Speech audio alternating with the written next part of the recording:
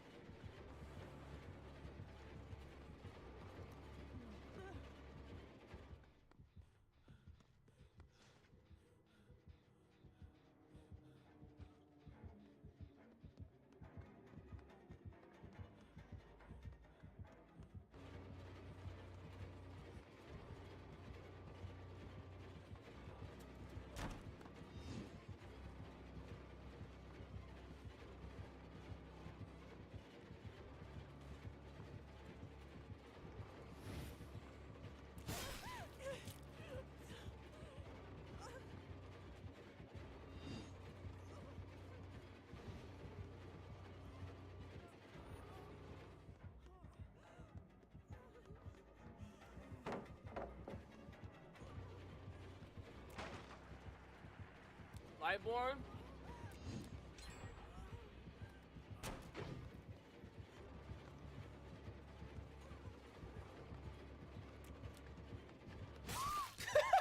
Lightborn?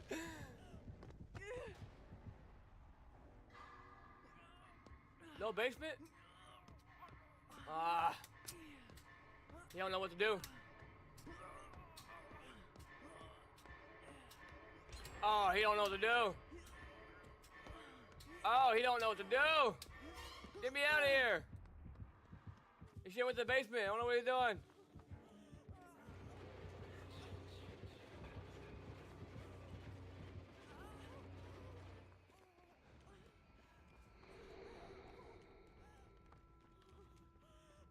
Look at my butt.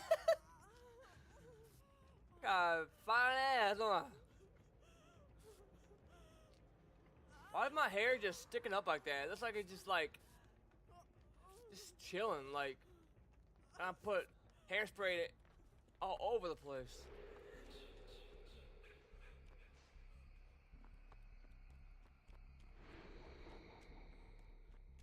Dude, this is throwing me off. Her butt is so fine. I ain't lying. Check that homegirl's butt out. Girl, it's so flat. You tell it like it is, Aisha. She looks like one of those lawyer's girlfriends. I mean, her butt is just so small. Y'all wouldn't know about that song. Y'all kids nowadays? I like small butts and I cannot lie. You know, I can't deny. When a girl walks in with anybody, I guess, like a toothpick, I beat that booty with a stick. Oh, baby, I want a flat booty. That's tutti fruity. Y'all kids won't know about that song. I'm waiting for y'all time. If you are 20 years old, it's waiting for your time. If you're in your early 20s, it's waiting for your time. I'm 29, I'm almost 30. I'm getting old, bruh. But you know what? Gaming don't see an age. I'm gonna be 50 years old with kids. Maybe, well, 50-year-old with kids. Maybe I'll still have one at home with me that I can game with. The house, you never know. I'm gonna be a gamer, if I even have kids. I don't have kids yet, and I don't have a girlfriend. I ain't ever been engaged, which is fine. I'm not in a rush. Whatever happens, happens. Whatever life brings me, it brings me. I don't care. I'm not looking for a relationship. I'm gonna let it come to me. It comes to me, it comes to me. I'm done looking, man. When I look, I find the most weirdest girls ever. The users, the one that want to use you for money. They're kind of weird. They're pushy. Ah, bro. I ain't looking no more, bro. What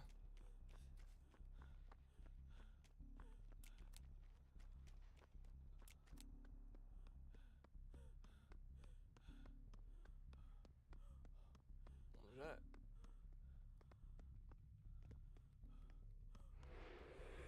I got the worst toothache ever, man. A headache, but I just took something for it, so hopefully it eases up.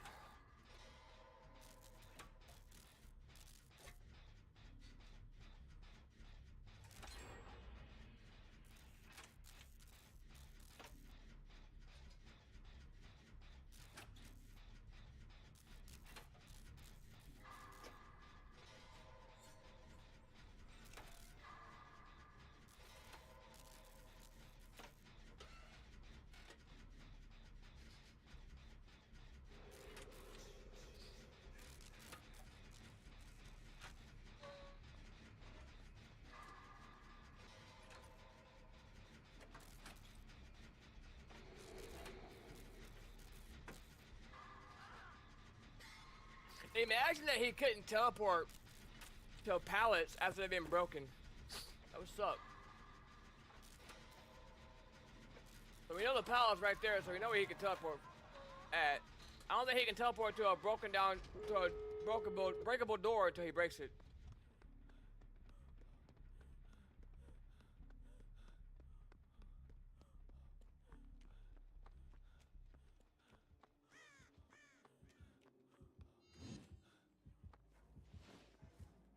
My nose is itching. Really? You gonna chase me when my nose itches?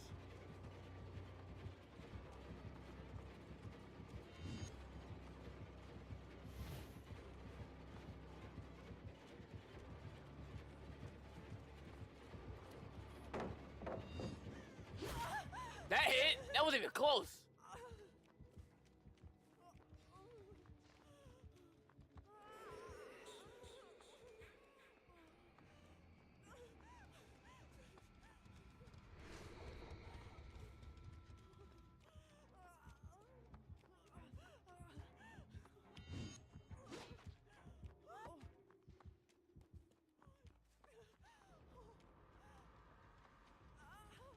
That's a new character? I forgot all about it. Coming out on the 25th. Ugly motherfucker.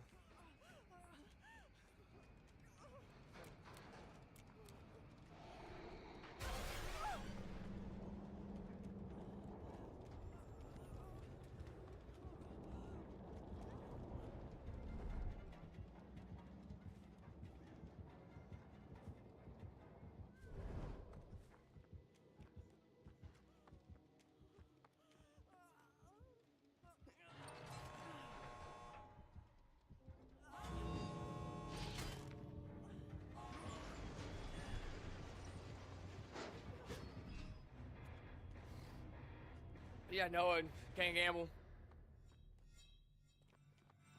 Had I been healthy, I wasn't forced out, maybe.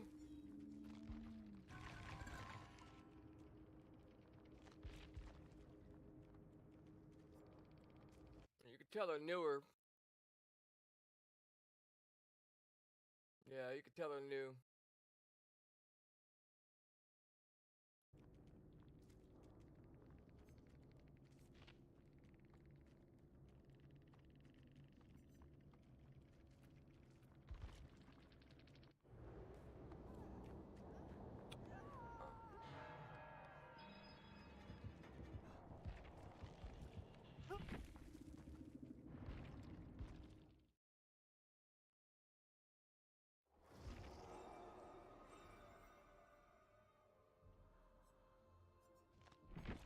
I need to get pain res.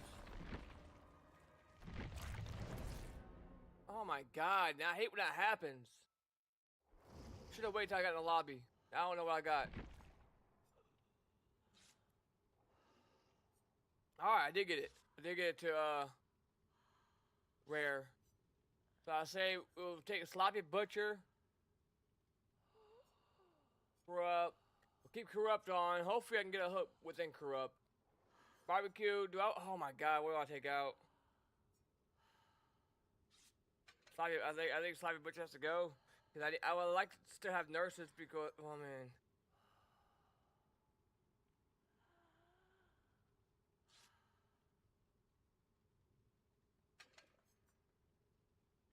Shoot. Ah, that's a tough one. Which one do I take off? Nurses and barbecue is good perks. I think we take off sloppy here. And then we'll take off nurses when we get surge, or do we have surge? Yeah, she's throwing it on there. I mean, we're the hunters. We're slow as hell. We need some kind of freaking something that can gain us pressure.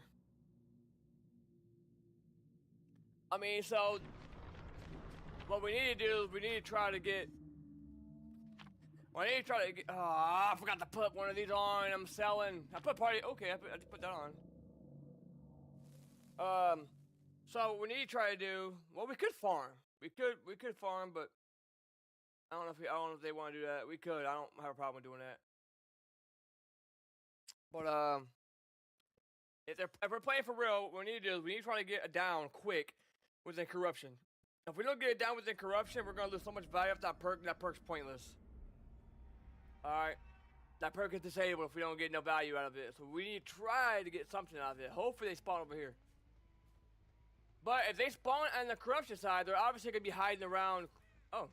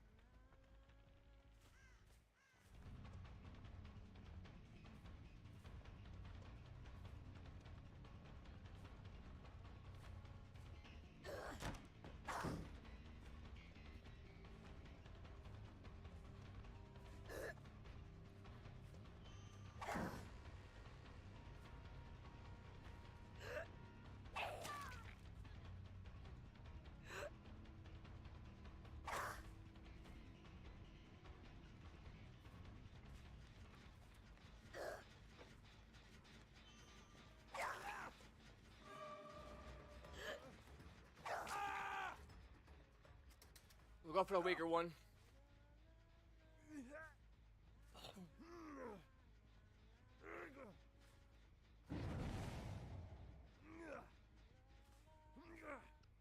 Nobody's here. That Sabo must be a chaser. I mean, we're not gonna fall for the trap. She can do anything she wants to do. That's fine. We can't let her get in our head. I mean, I'm not gonna fall for it. I'm not dumb.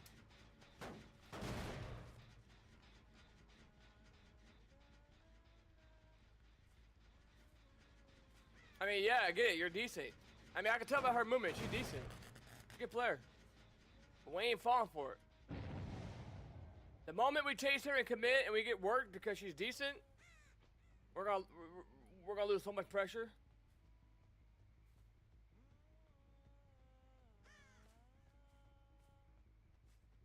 We'll save her for last.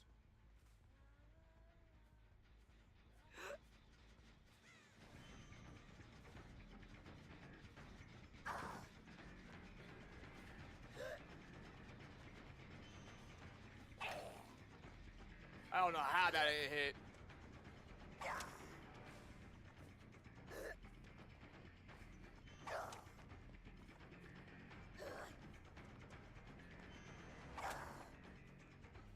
How is it not hitting?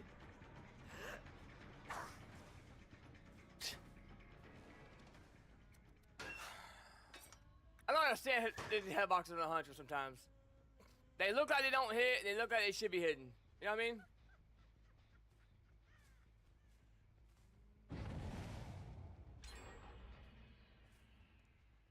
I don't understand the MMR either in this game.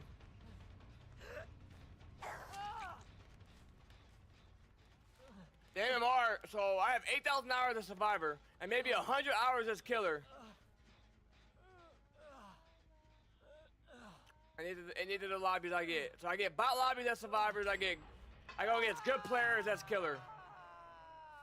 Perfect.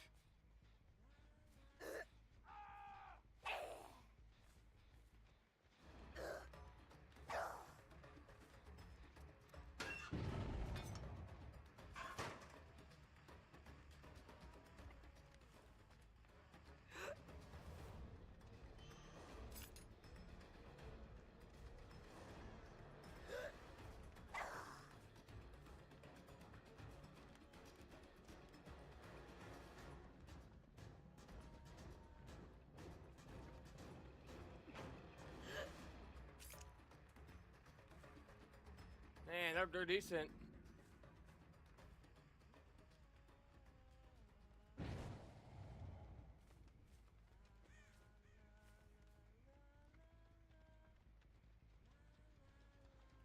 These guys are the weaker ones.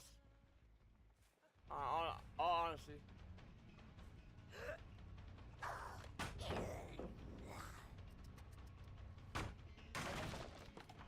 We're probably gonna get our ass beat this game, man.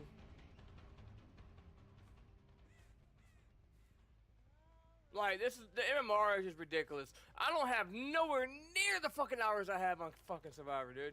It's just aggravating.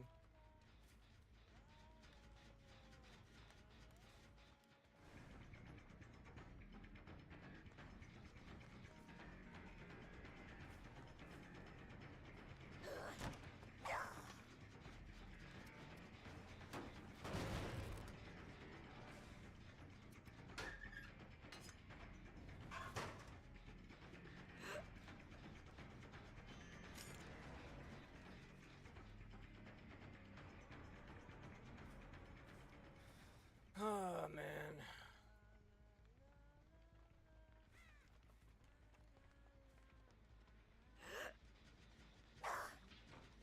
I'm gonna start throwing bad hatches because I'm getting aggravated now.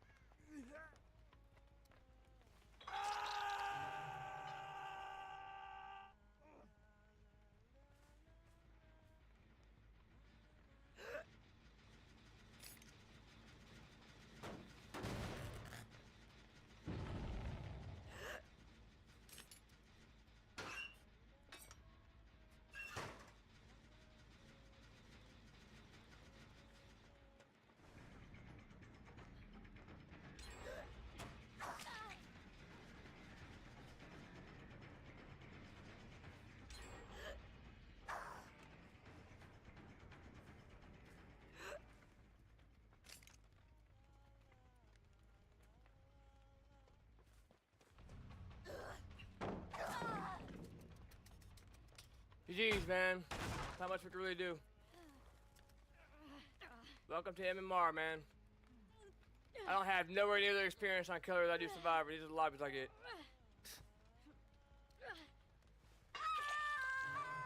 Pathetic, bro. Pathetic.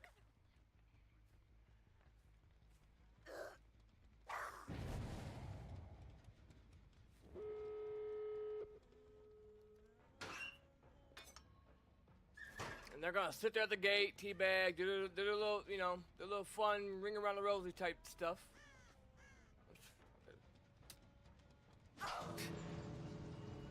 Y'all can go, bro.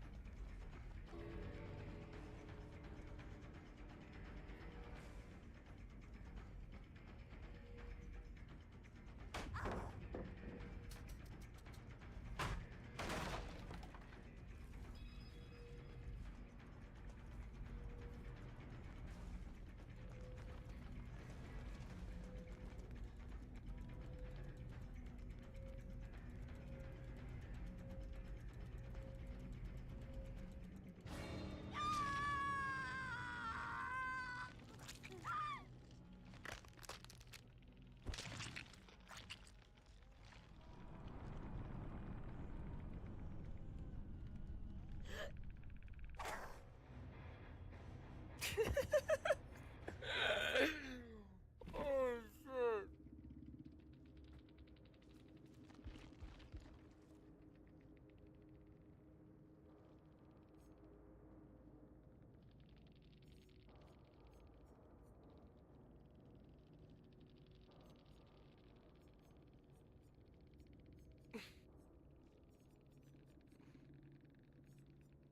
Little emo. Dude, I'm gonna add her. Then I'm gonna add Sable. I'm gonna add both Sables. Why? Because I don't get these kind of players when I play freaking Survivor.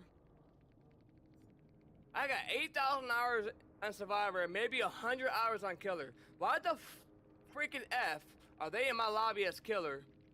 But I don't get these kind of teammates when I play Survivor. I got my ass destroyed. Like, they're around my skill level. They're probably around my skill level as far as looping goes on Survivor. Hugging the loops tightly like this. I get bot lobbies when I play Survivor, and I get freaking good lobbies when I play Killer. And I don't even play Killer like that. I have maybe 100 hours on Killer. I'm a way better Survivor than Killer. I'm a Survivor main. Why can't I get teammates like that when I play Survivor? That's crazy, man. That is so crazy, dude. I mean, she wanted me to chase her. Disabled. She kept waving at me to chase her, but like, I can't. I'm not gonna fall for the. I tried not to fall for the trap because the Ace. I think it was Ace, another guy. I don't remember the other guy, but two of the other dudes. The dudes. I know there are dudes. They were the easiest target. They were the weak links of the team. But I didn't want to feel like I was tunneling them either. And the thing is, I even ran the freaking window the way I needed to run it on Sable, because she was running she was running around. She was actually running it the incorrect way. Now, she would like for me to chase her left so she could take the other window, but that's not the way you should run it. I ran it the correct way, but the Huntress is so slow, I don't make up any ground. And I can't throw no hatchets, because by the time she hits the window, if I throw it straight, she crouches, it's over. I guarantee you I get bot lobby right here. Guaranteed. I got 8,000 hours as Survivor, and I get in like 8,000 hours in this game, period. Maybe 100 hours on Killer. I've been playing this game 9 years. I have a lot of experience in Survivor, and I still get bot lobbies, no matter what. Well, I usually didn't get bot lobbies when they had the ranking system. When the ranking system was the old ranking system, where you like, you know, you pib up, you depib, and then when you get to red rank, your lobbies get harder. When the rank reset happens, your lobbies are easier because the rank reset happened. And then as you move up the ranks, your lobbies get a bit harder. I miss that old ranking system. Now it's just complete dog trash. They put new players with good players and good players with bad players or new players. Why is that? Why? Like, what is that gonna do? And I just messed everything up here, did I? No? Yeah, I did. I messed everything up. Like, why can't I get teammates like those two Sables? You know what I mean? They were good players. They were good. And she died for me. She felt bad. She felt bad for me, man. I'm glad they didn't sit there at the gate, though, and try teabagging me and being toxic, though, because they knew they absolutely worked me. I'm not gonna lie, I absolutely got shitted on. I don't play Killer like that, but still, no excuse. I played this game long enough to know, as a Survivor, I should be able to know what they're gonna do. And I knew they were the better ones. I knew that they wanted me to chase them, but I didn't expect the Sables to be good. Usually, Sables are not good. Usually, they're bad. So I didn't expect that. But it's what it is. We'll take our L on that. We'll take our L. I mean, if I would have got this map, it would have been a worse time for me with the Huntress.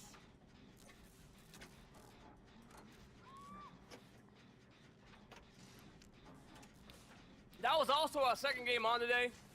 First game as the Killer.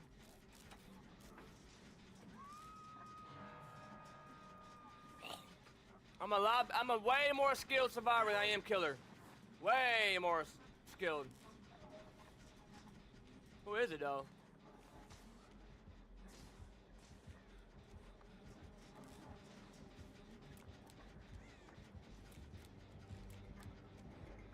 Oh shoot. The dredge.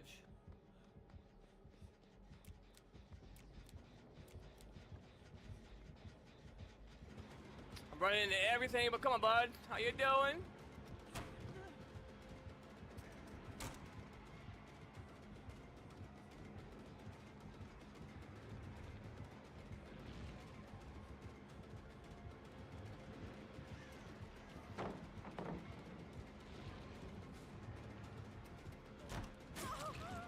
Came at a weird angle.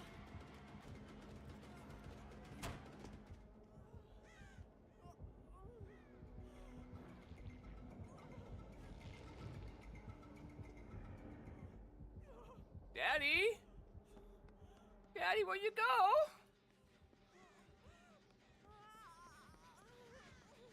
I can moonwalk around the map, but my second game on, I'm trying to get my fingers.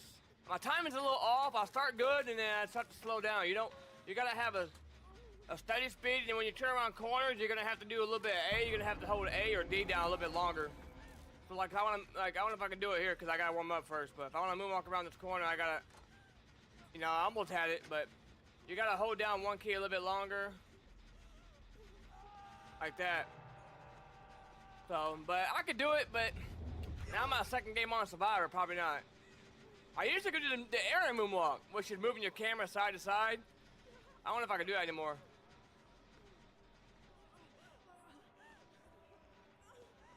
I used to. I took 5 months off this game and I can't do it now. Let me try to. Yeah, it's hard. That one's really hard. Moonwalking's hard in general. It's not easy. It took me 5 years to learn how to do it.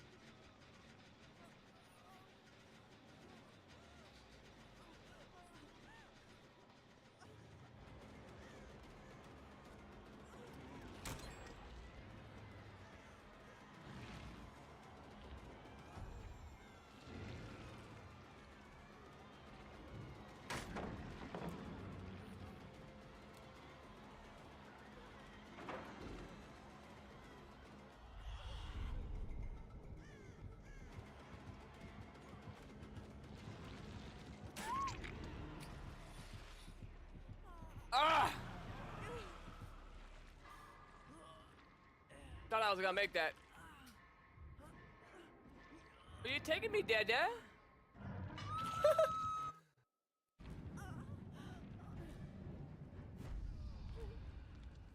Yeah, I remember when I started playing this game back 9 years ago. All the the basements and the special effects, like his power that he just had that little special effect orb.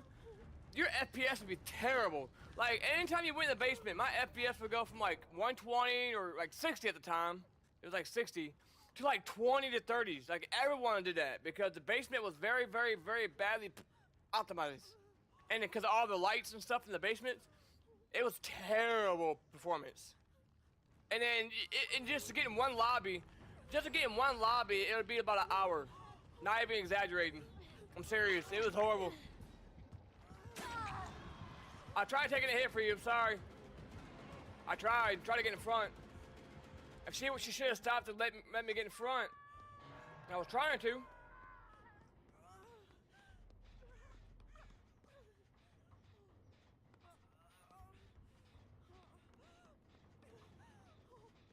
Can I make it to her moonwalking? Ah! Dada! Daddy, Dada! How you doing, Daddy, Dad? Now this way is supposed to be easier, but I find this way to be easier. Now the reason I like running the flashlight is because when you hit a flashlight, see how it turns your character around? And it allows me to set up a moonwalk, like, you know, like, if I can get it. And then 360, right? I almost could've got myself killed there.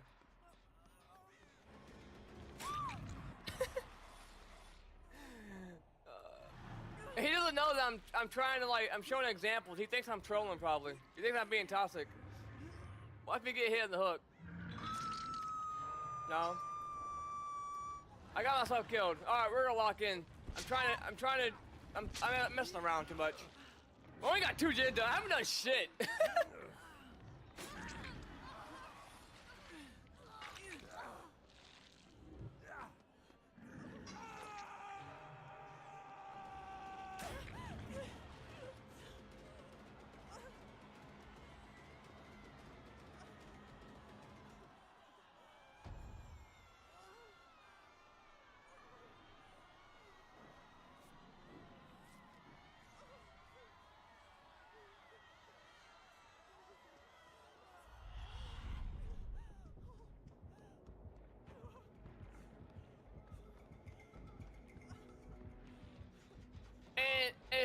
And see, I have a lot of experience playing this game, so I can usually hit windows without even looking at the window.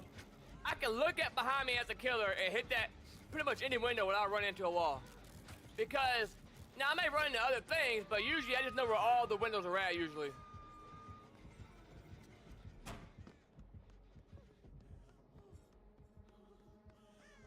Now, if you're a new player and you can just look behind you a little bit, that's fine. But I'm a pretty good player, so I can usually look behind me at all times, pretty much. Without, you know, I might run into things here and there, but that's why it's important to know your windows and pallets.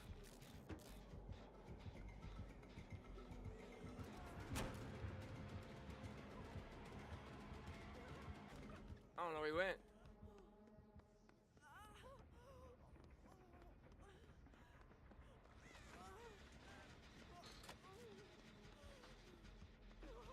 the best room in the map, in my opinion.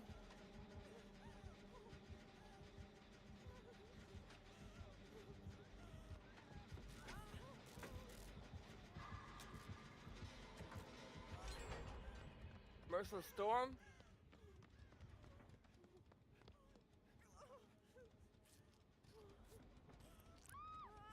I did not realize this Starbucks coffee says, do not microwave. This cup is made with 10% post-consumer recycled fiber.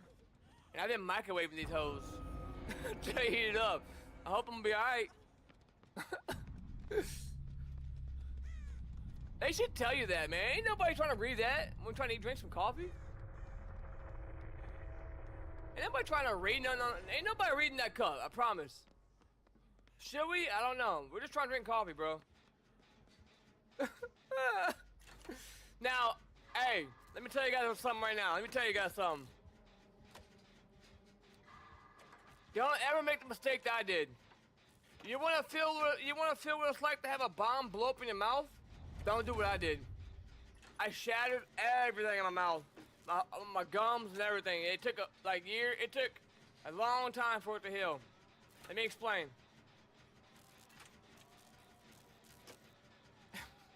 I didn't know when I was younger that you can't heat up boiled eggs in a microwave. I didn't know. So I made boiled eggs one day and I didn't want any more, so I put it in the microwave or the refrigerator, and I came back the next day and I heated up the microwave. I went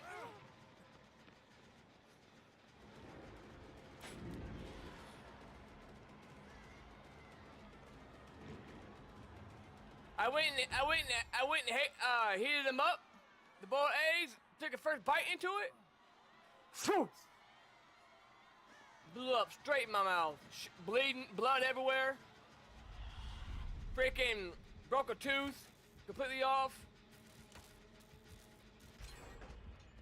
Gums bleeding. Swelled up. I had to go get anti-shot to get the swelling to go down. It was bad. I mean, yeah, I didn't know. I didn't know you can't. I didn't know you can't boil boiled eggs. I mean, or heat them up. So, yeah. If you're young and you don't know that, you know now. A lot of people don't know that, believe it or not. I didn't. My mom didn't even know it. My mom's like, oh, what do you mean the egg blew up in your mouth? What do you mean? What happened? What happened? Let's go to the hospital. Let's go to the hospital. Let's go to the hospital. You know, she didn't believe me. She thought I did something stupid or something. Until the doctor's like, yeah, you don't put boiled eggs in the microwave. Dude, I was in so much pain. They gave me morphine. They gave me all kind of stuff. It was just blood everywhere. I couldn't get the blood to stop. I had to go see a dentist after the hospital. Stitches, everything.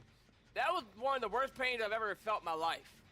Like, the whole boiled egg just blew up and went all over the place. It went all over the floor, my keyboard. I was trying to play the game when that happened.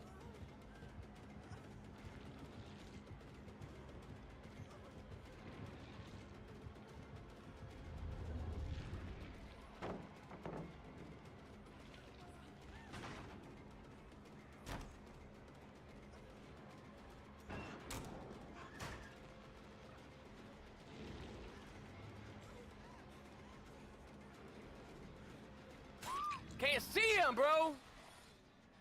I thought I could see through that bluish thing. I thought I could see through that little curtain thingy. I can barely see through it.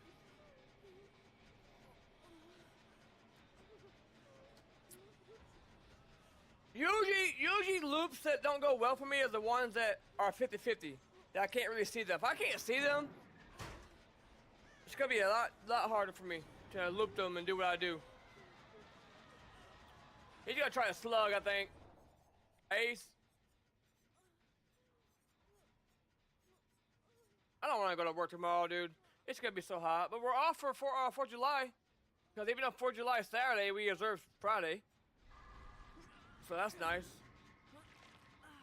Monday and Tuesday are gonna be very, very, very, very busy for me. Very busy for me. But Wednesday and Thursday is the start of a new quarter, so it's gonna be pretty easy, and then we'll be off. Hopefully she lets me get off Thursday, cause we'll be starting new production for the new quarter. A little 4-day weekend would be nice, cause it's hot. You know, I work outside. I work in this heat. I wear fire-resistant clothes, a fire-retardant clothes in this 95-degree weather.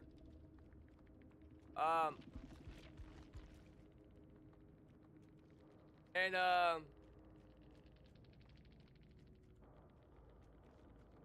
it's like 105 with the heat index.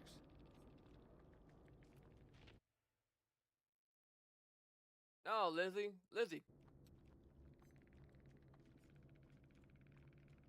Keep your head up, man. You played well.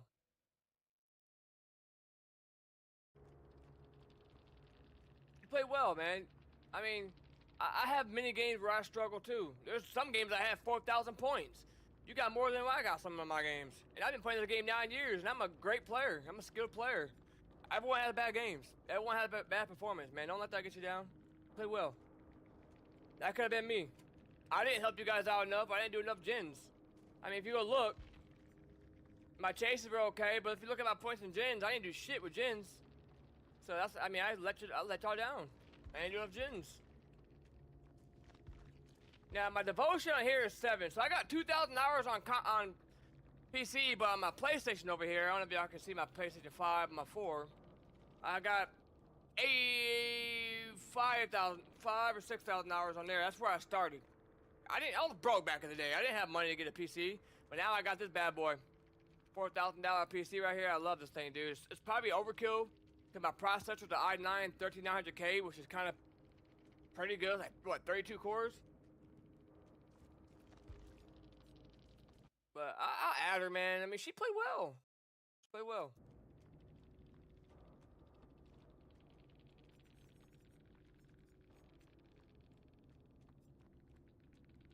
That's all that matters, man. Just do your best. You know, there's killers I struggle against. Let's see. What killer do I struggle against the most? Spirit. I struggle against Spirit because sometimes it's really hard to hear which way she's facing. Shoot. Huntress sometimes because her hitboxes are just terrible. Michael sometimes because of his lunge. I mean, there's so many killers I struggle against.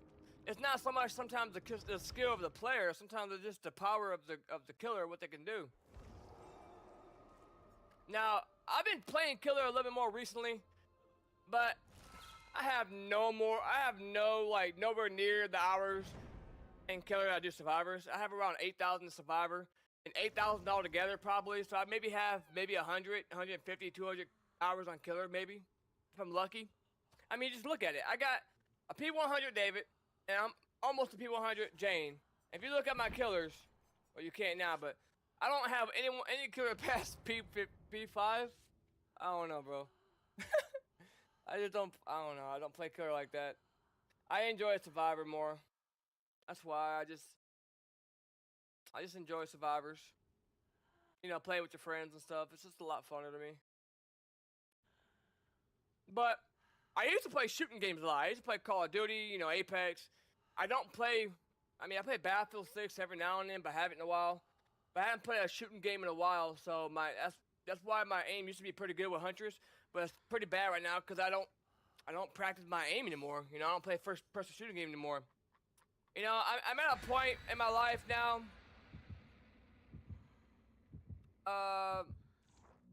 And I really don't have friends. You know, it's hard to make friends because of my anxiety and panic attacks, the depression and everything. It's better, but it's just hard. It was hard to find a girlfriend, like, or to keep a girlfriend because of just my temper, basically. Not abusive or anything, just always negative, right? Nobody wanted to be around me because it was always negative because of how I felt inside with my mental state, my anxiety. But now I'm on new medication that really does help. So now I'm trying to be like more of a better person and more of a positive person. And playing shooting games really make me rage more than any game in this planet. So I was like, for my mental state, I needed to take a step back from those kind of games. So I did. This game makes me rage, but not nowhere near shooting games. I used to break controllers and stuff. Like, it was bad. And you know, I've lost a lot of friends over the years because of my negativity and stuff. You know, always being negative, and I'm just trying to be a better person now. So yeah.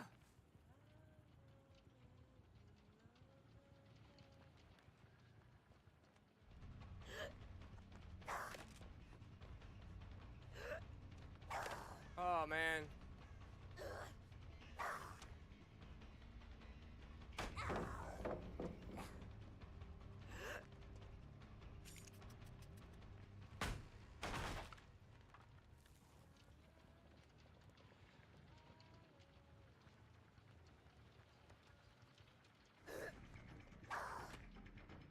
Alright, I'm not M1ing him. I mean, I'll sit here and struggle all day. I'm not gonna M1.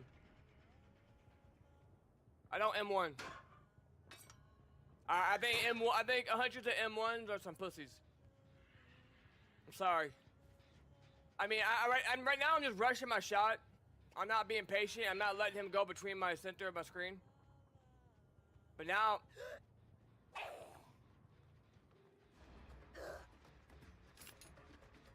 I'm gonna make him give me the pallet here.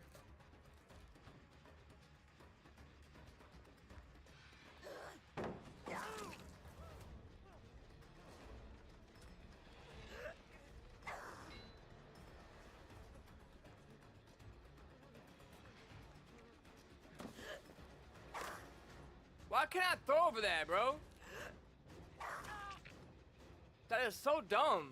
Like, her hitboxes are so fucking bad. Like, I can't throw over them. If I can see them, why can't I throw over it?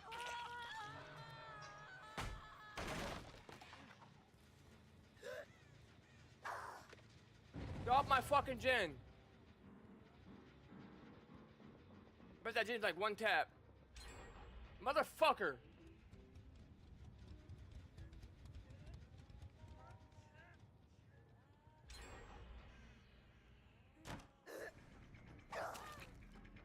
Bitch. Off my gen.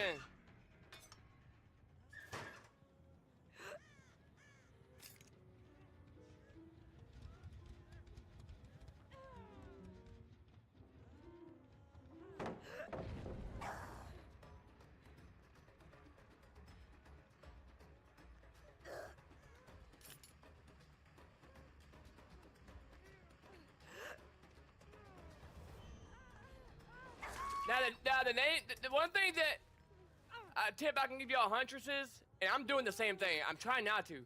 You don't want to move your camera and follow their movement. You want to keep your camera straight with your hatchet and you want to hold it and then wait for them to come back in the middle of your screen. You don't want to follow them around. And I keep doing the same thing, but that's what you don't want to do that. You don't want to follow them. You want to try to keep your camera straight. You want to try to just look straight and let them wiggle back into it. You motherfucker.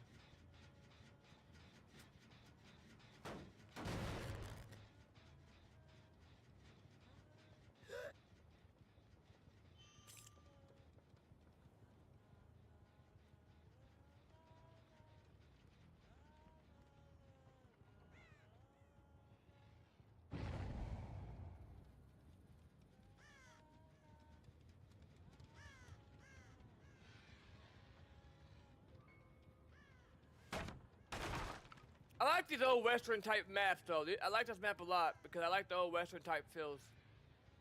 Like the saloon, like this is how bars and stuff used to look back then. I'm really surprised nobody tried making this seem like it was racist though. Guy being hung.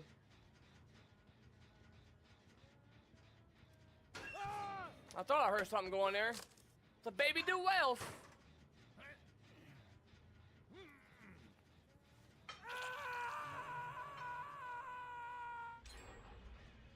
I mean, we're gonna get Jim. We really need to get Dead Man Switch.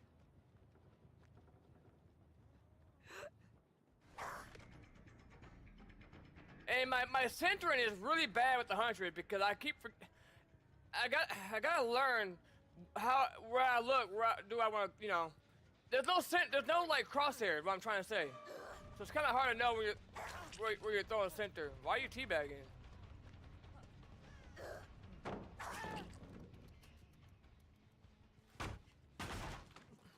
Like, it's hard to know when I throw it if I'm throwing it where I want to throw it.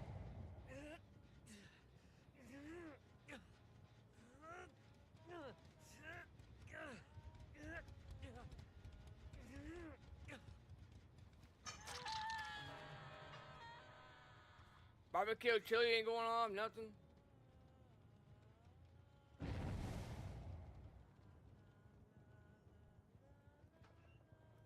Oh! What the hell are you doing in the locker, bro?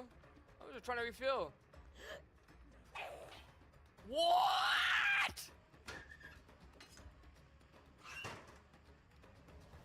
I ain't gonna lie, for our baby Dwight, he held that wall pretty tight. He probably thinks I'm hacking. I was just going to refill my hatches, bro. He was just in there chilling.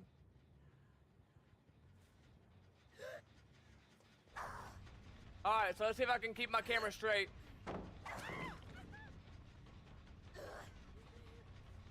Oh, I didn't mean to throw it. Fuck.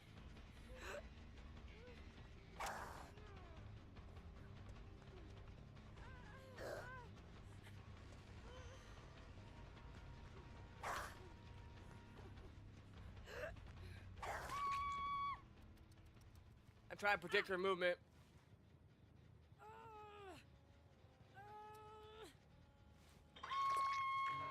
I think we should run pop too, man.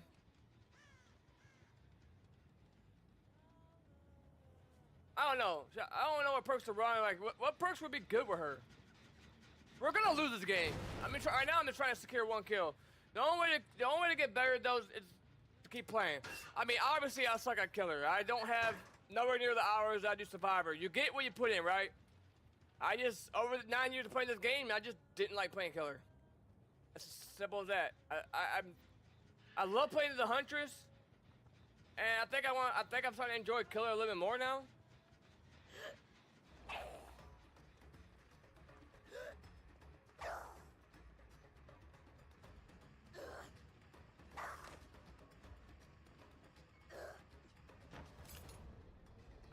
Some of those should have hit. I don't know about that.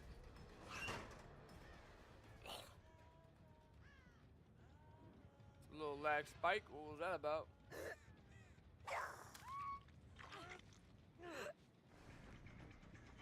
Keep my camera straight. Wait for them to make a mistake. Come on.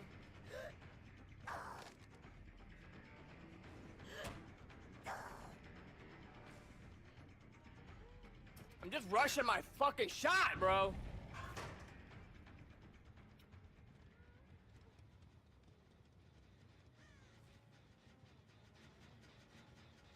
That's aggravating, dude. Like, if you miss as many hashes as I've missed, that's what caused you to fucking lose the game. How does that? What the fuck? I split right between it. This guy really wants me to chase him? That's fine. I'll chase you and make you be the only one to die. That's fine.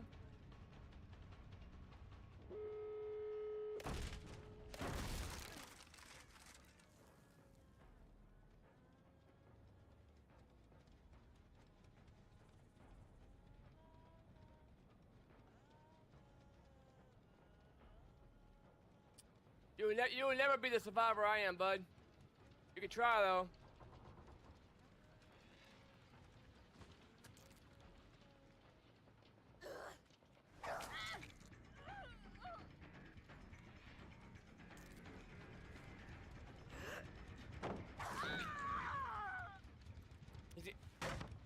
People like Steve is people I don't fucking like, you know what I mean? There's no need to be toxic, bro. I can't stand people that are toxic players. No need for that. I've been playing this game probably a lot longer, probably before you were even born. And I am not a toxic survivor. Never once had, never will be. Never had, never will be. I guarantee the Steve's over here teabagging and fucking having a great time, huh?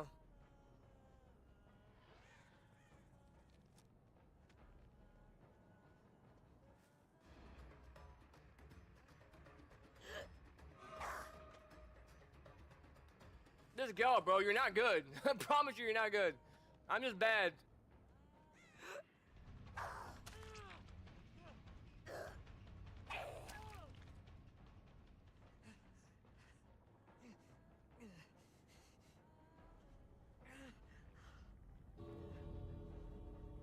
Yeah.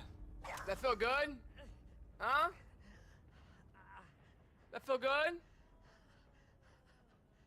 Feel good? That feel good? You like that in your ass, huh? Yeah? See? Two can play that game, huh? Two can play that game, right?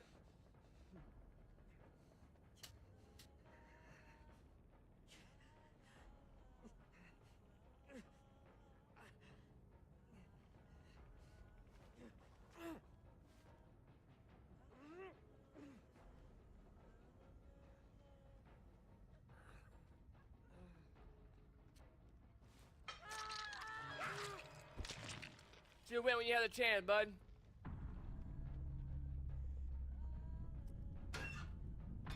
Sorry, man. I can't. I didn't play this game 9 years. I got 8,000 hours in this game. I ain't never been a toxic player. Ever. Unless I have a reason to be toxic. Unless someone gives me a reason.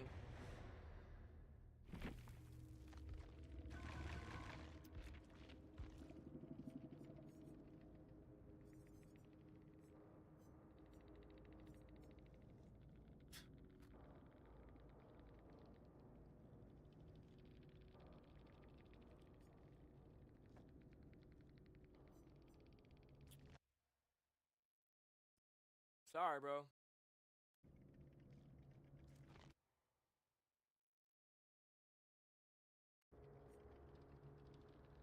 I mean, there's just no reason to be a fucking toxic player.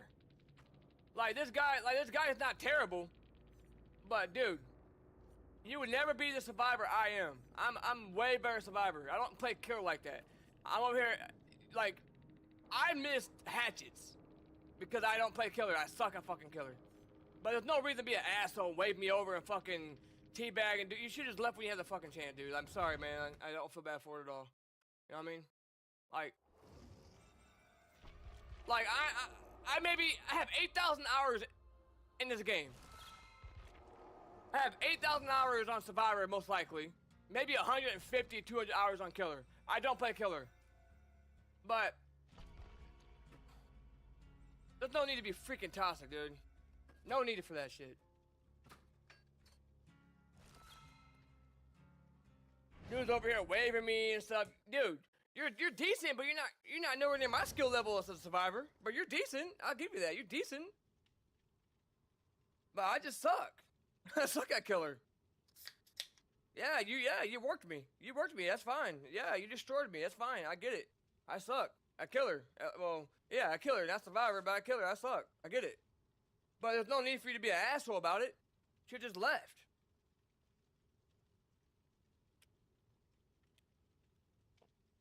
I was just gonna let y'all go and just go on my merry way. I didn't once be toxic to you until after you disrespected me. Then that's why I did what I needed to do.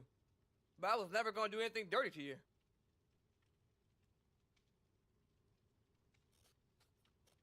I guarantee he wouldn't have done that if I was like not missing any hatches and I was destroying them and everything. But yeah, I mean, yeah, he was the better one in the lobby. I'm not denying his skill. He's a good player. But there's no need for him to be toxic. Like, I don't understand why people have to be toxic.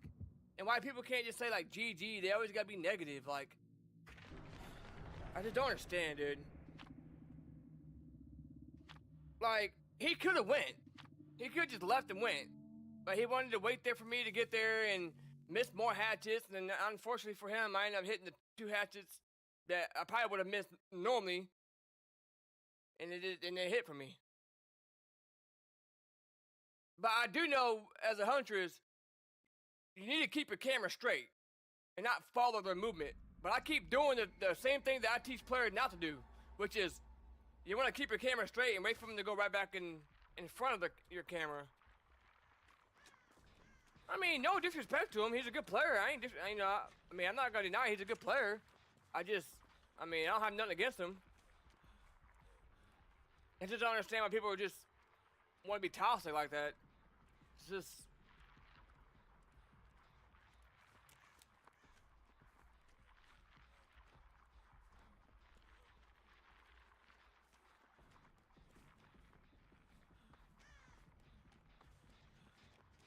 And how I know he was a good player, though, is the way he was hugging his loops.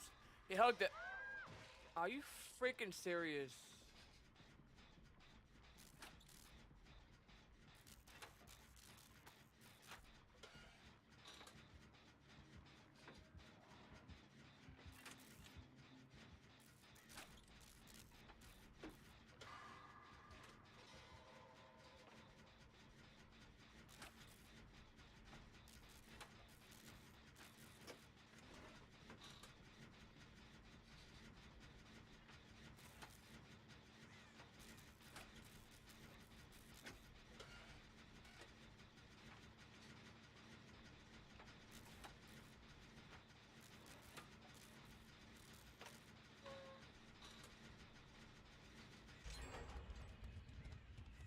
So I do get paid to teach.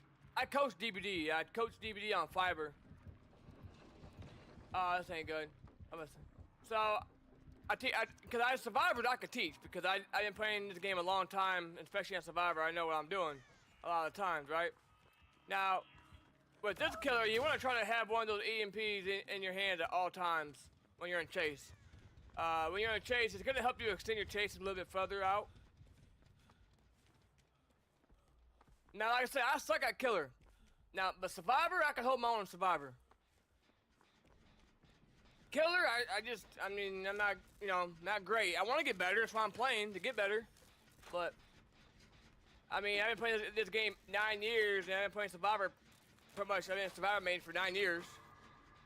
And I don't play killer much, so I have a lot of experience, and I'm pretty good at Survivor because I've been playing Survivor so long.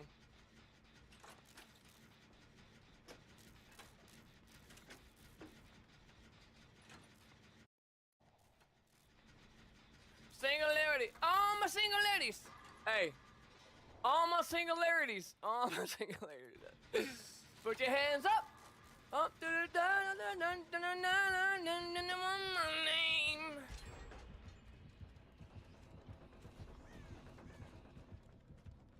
If you like it, then you should have put a ring on it. I can't find a girl to let me put a ring on it.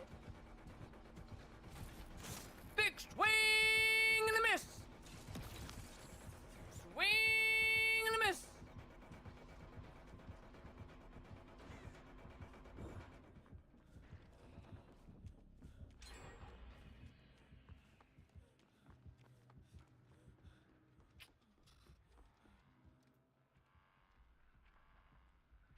Alright, so I know I'm wasting time, but as a good player like myself, what you want to do against this guy, you need to have one of these in chase. You gotta have one of these in chase.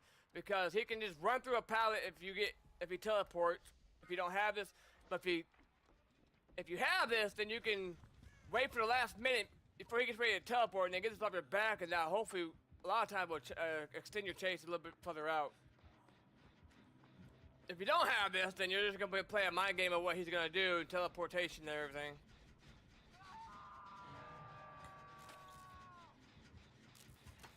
The only thing is, you can't use a flashlight and moonwalk and 360 and juke and do everything that a good player do. Alright? Alright. I don't understand though, man. Like, I've been playing this game 9 years. Ah, man, I gotta slow up. I don't understand why I get bot lobbies when I play Survivor, but I go against decent players when I play Killer. Why? Why, dude? I'm not even that good at Killer.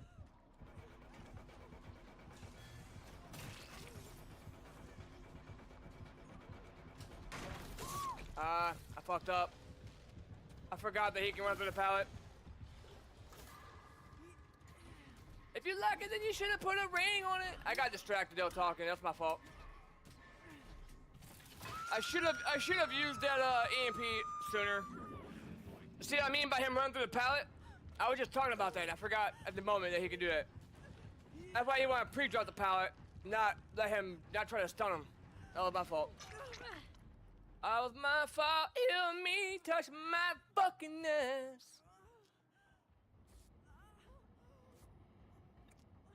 Man, I don't want to go to work tomorrow, dude. It's gonna be so freaking hot, dude, out there.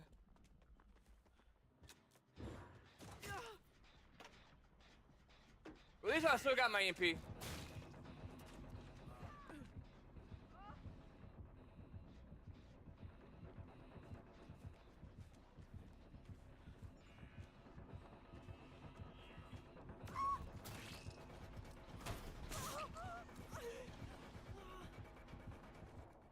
You got a hit on that, dude? This game's trash.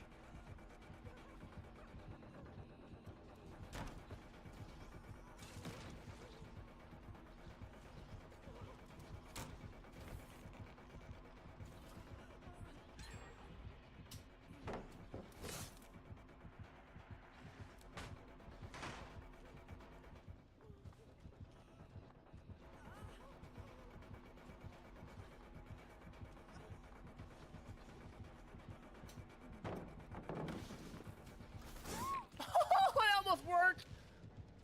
I knew he was gonna moonwalk, but I was trying to freaking beat him around the wall. If I would have had my life, I would have had it. This guy's got some freaking, like, his hitboxes are on point right now, dude. Like, his ping's not even that bad. But, like, he's getting the most luckiest fucking hits. 5 feet through that window, he hit me. Over there. If he wouldn't have hit me through that window, it would have been a lot longer chase, bro. He's got Lightborn. He's got Lightborn. He's got Lightborn, guys. What are y'all doing? Let's go. Sable. You're not helping the matter. You're dead. Good job. That ain't Sable, is it? No, that ain't Sable. Thought that was Sable.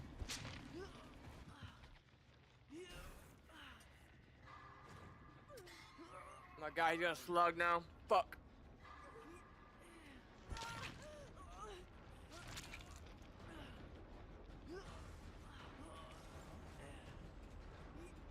There's no power there. I'm sorry, guys. Yeah, you're dead.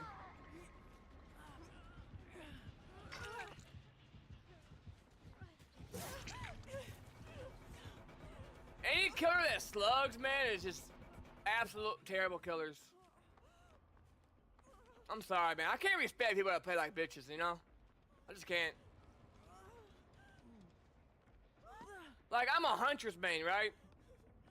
When I do play killer. I never M1. You would never see me M1 anybody. I don't care how many hatches I miss. I am not M1ing you. I am a Huntress that does not M1. And there's many of them out there that do. Ralph, one of the best Huntress of all time. He's got like 20,000 hours on Huntress alone. You would never see him M1, ever. And that dude's good. That dude's crazy accurate.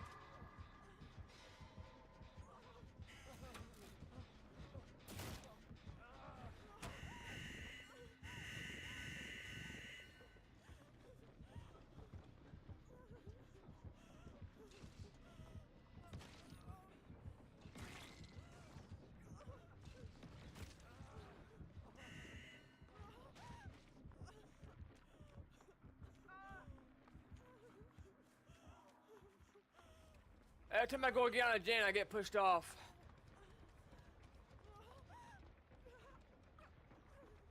I'm so freaking horny. Oh my god. Eat my hole.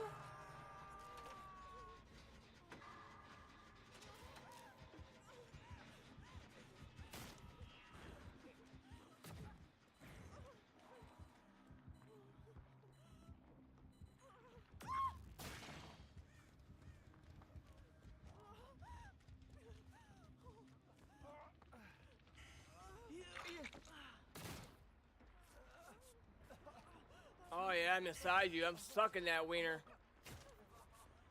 Why'd you run, big pops? He's not coming. Why'd you run? Don't be scared. Oh, look at the little shoes you got on. On your pretty feet. They look so good. Why am I being so hyper and weird today? I'm gonna go back up here.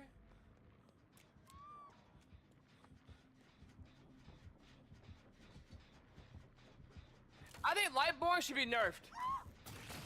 And if you haven't been playing this game longer than 5 years, your input does not matter. Alright? I think Lightborn, look. There are so many perks in this game that you need to do something for it to work, and it has a cooldown or an exhaustion.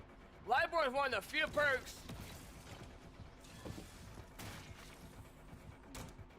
that there's no cooldown or no exhaustion. It's basically, it works all the time, no matter what. Like it's always active. I don't agree with that. I think Lightborn should be able to give you tokens and stuff, maybe. I don't think it should ever be. I don't know, man. You're 100% immune to light at all times, no matter what. There's no cooldown, no nothing. I don't agree with that.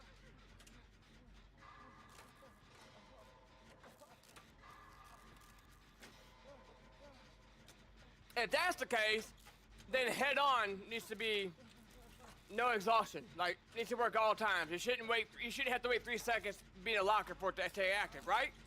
Maybe just take the 3 seconds away. As soon as you get in the locker, it activates, right? I mean, it's only fair. The guy's running. He keeps thinking when he gets out of his back that he's. Of course, every bad player runs Noid. I'm telling you, man, every bad player runs Noid. Say it with me. Every bad player runs Noid. Every bad player runs Noid. Every bad player, every bad player, every bad player runs Noid. And maybe Blood Warden too. You're so bad if you watch Blue Clues. Yeah. Can't find the total. Why did they nerf that and not Devour Hope 2? I don't even know. I look like you. No, but for real though, why did they nerf Noid and not Devour Hope? Devour Hope is one of the best perks in the game. Like, that perk is so annoying. Like, you think if they're gonna nerf Noid, they would nerf that perk too where you can see the totem, right? It's a nightmare if you can't find a freaking totem.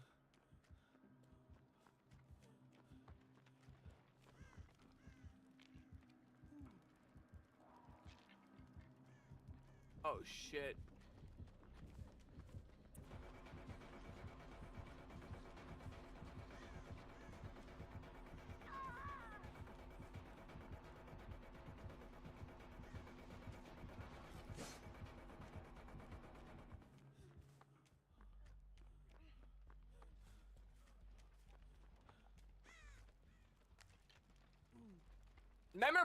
Imagine if he had Remember Me. Is that the one that makes the perk slow?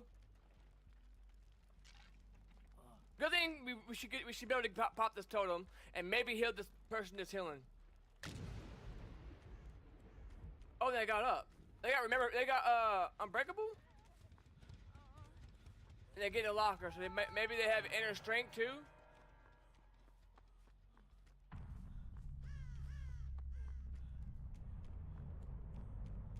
Oh, they're hiding from barbecue. Come on, guys. He has to remember me. I think he has to remember me too.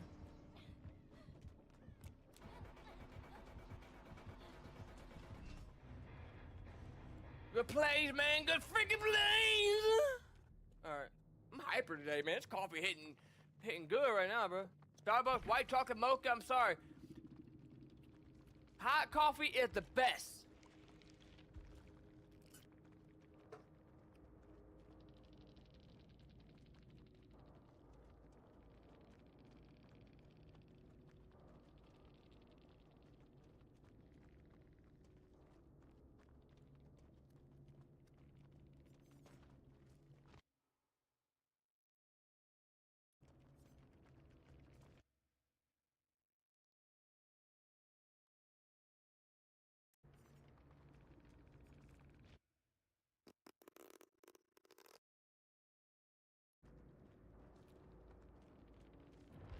Yeah. I wanna eat your pussy. Yeah. When you get Dead Man Switch, man. That's Death Slinger, right? I think that's Death Slinger's map or perk.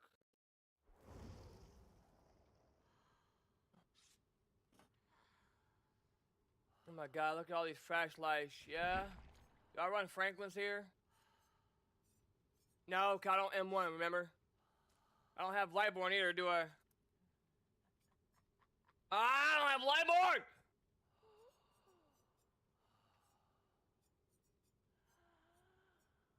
Let's skip these perks, I guess.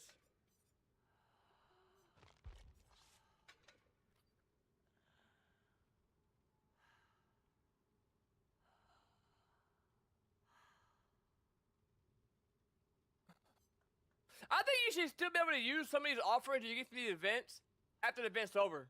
Like this one, I can see being able to use this one, but like the snowball ones are like, I don't know, the one from the winter ones and stuff. Sometimes you can't use some of them. I don't like that.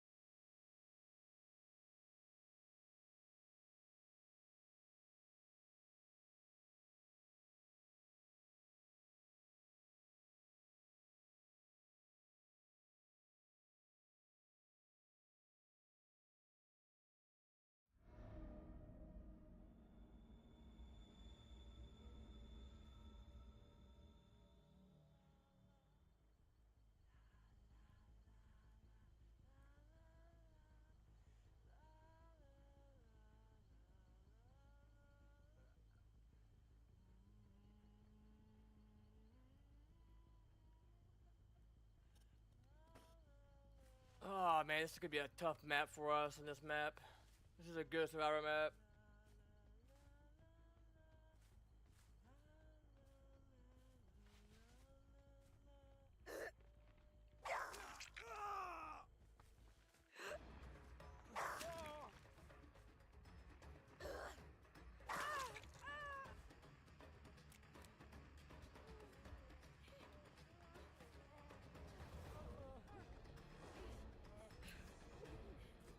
I need all the blood points I can get, alright?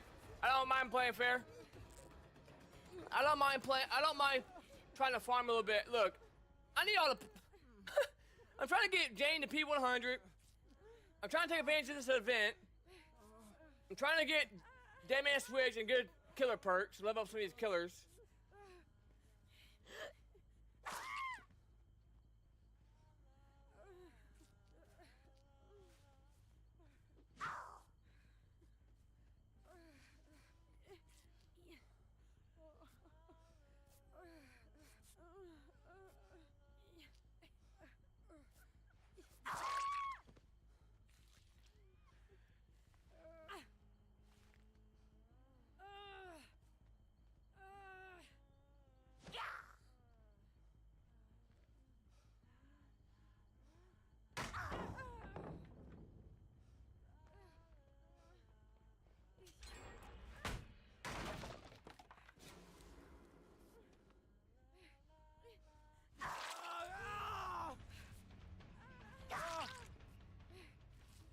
No, flashlight, flashlight, flashlight. They're probably confused what's going on. Teammates are probably like... The other teammates are probably like, what the hell's going on?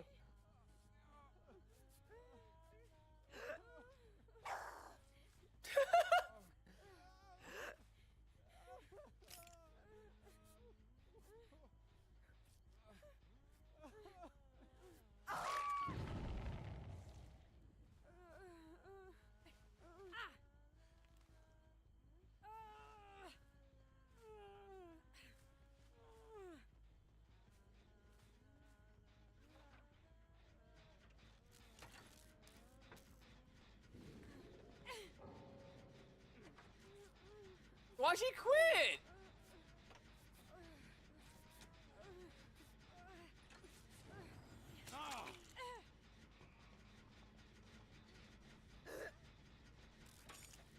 She quit.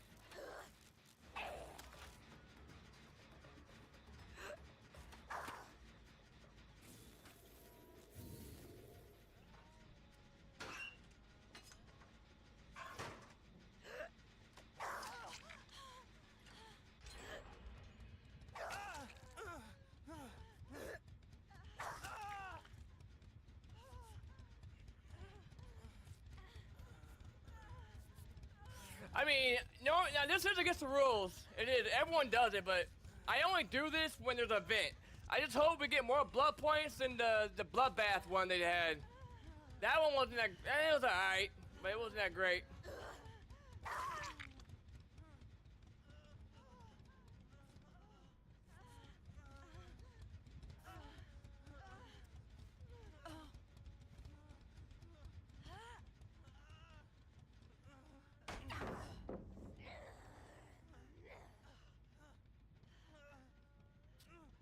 Yeah, I only do this during events when there's, you know, when people put offerings of the event. I'm just trying to maximize blood points. And playing a survivor, you can't make a killer turn nice, right? But if you're the killer, you can make that decision.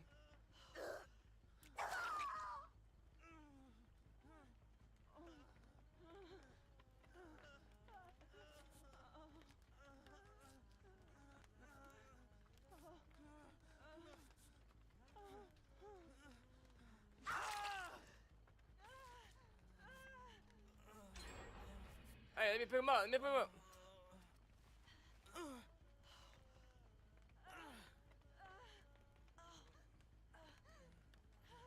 Flashlight! Flashlight! Flashlight! Flashlight! Flashlight! There we go.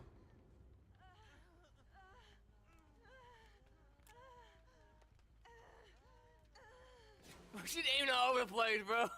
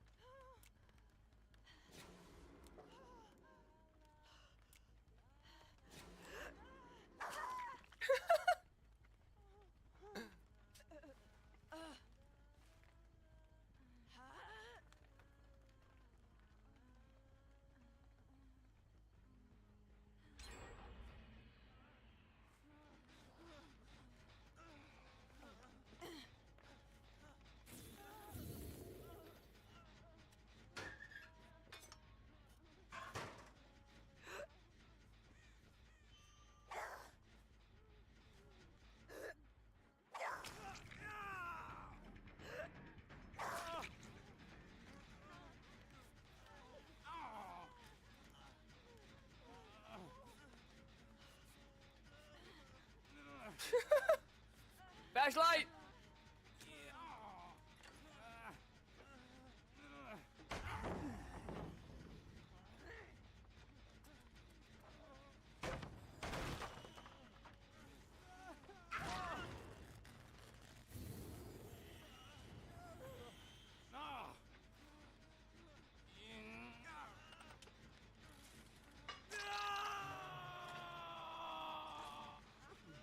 Are y'all gonna let me get some hooks?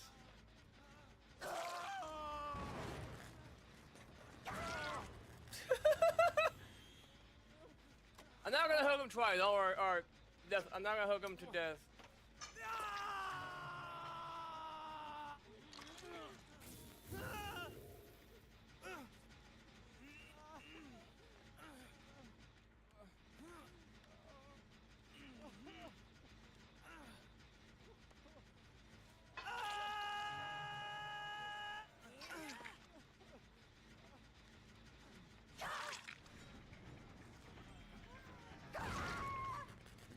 Look, hit 4 different survivors with a basic attack.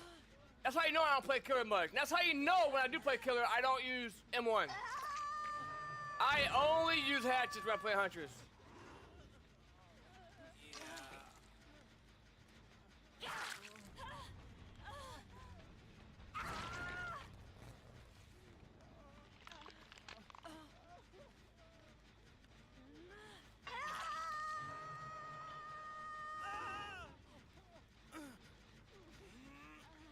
Alright.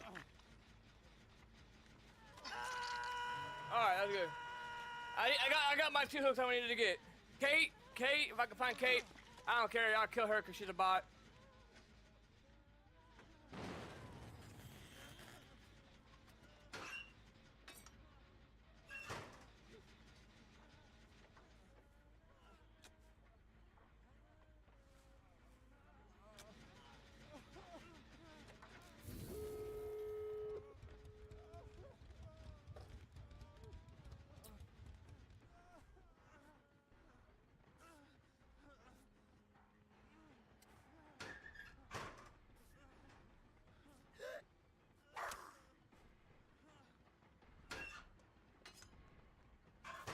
animation is so sick.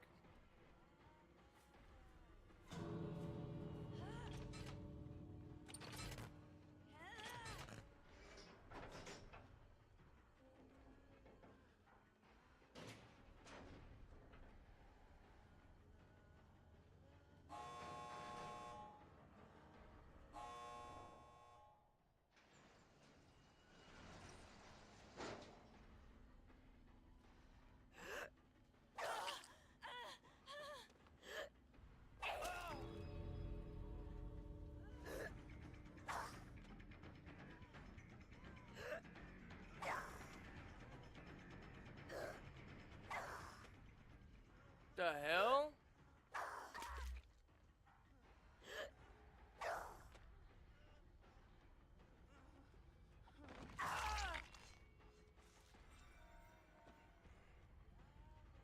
Hatch, hatch.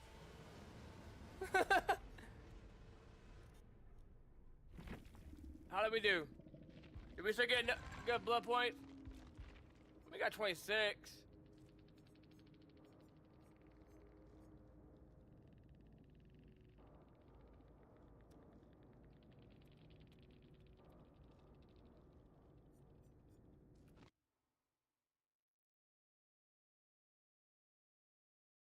I'm gonna add him.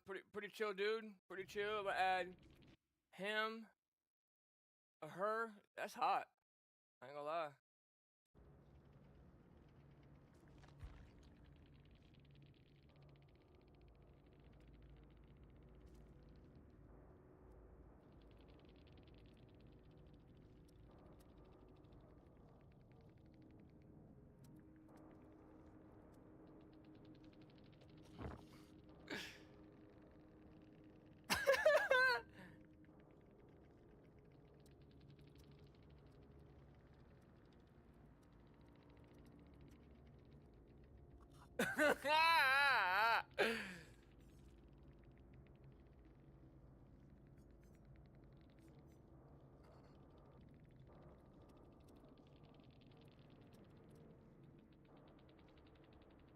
I'm new to killer, but not.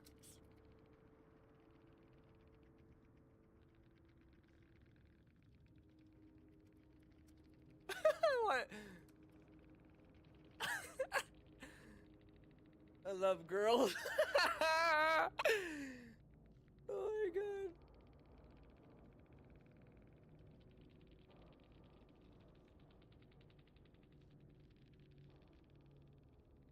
She left. No. That scared my girl away. That's not a dude. Is it? That's like a girl with a mask on, like with the ghost face mask.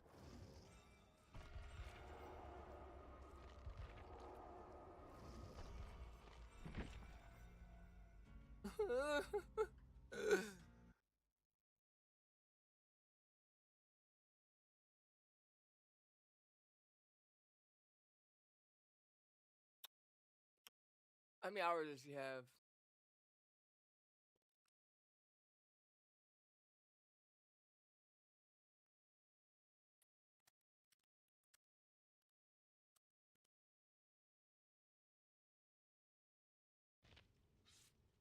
Oh man, I love girls, man. I'm a flirt, bro.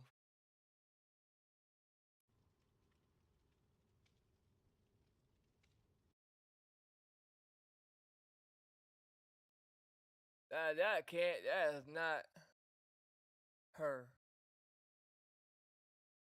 Or is it? Now later we're gonna play probably some Stranded Deep, one of my favorite survival games. I like playing survival games too, and then we might play a little bit of Flight Simulator. I like playing other games too. I really love playing simulators, or any kind of simulation games. Now, I used to be in flight school in real life, but I dropped out because it was like $30,000, which I was gonna pay the $30,000. That wasn't the problem. The problem was I get bored of things easy sometimes, and like I can't tell you how many times I changed a career path of things I wanted to do besides music. music, I've always been, you know, I'm a musician, and, you know, as you can see, I'm in my studio right now. So I do a lot of my recording and stuff. But, you know, I didn't know if I was going to get a pilot license and just pay $30,000 and just not do it anymore and get bored of it. You know what I mean?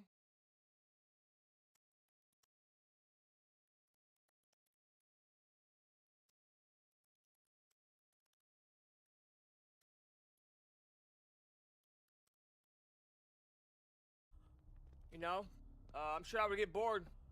I probably would get bored of flying, and I just wasted $30,000 for what? You know, if I didn't stick with it. But that's why, like, I started going back and forth. It took me a lot. It took me a lot of time to decide if I was gonna keep doing it or not, because I wanted to be a pilot. But I just I didn't know if I was gonna enjoy it or how long I would do it for, or if I would get bored of it.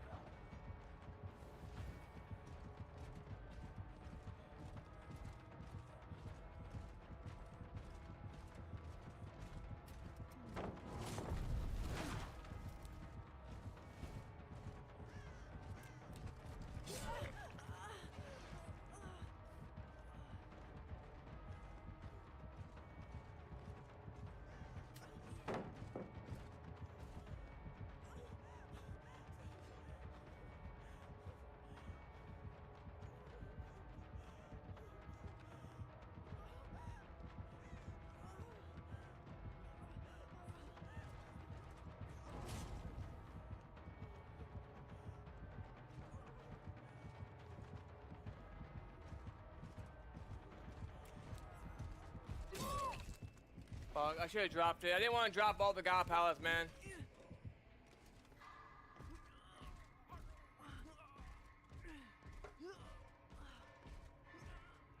I didn't want to drop all the god pallets. I may have been able to wiggle out. If I wouldn't have gave up, I would have.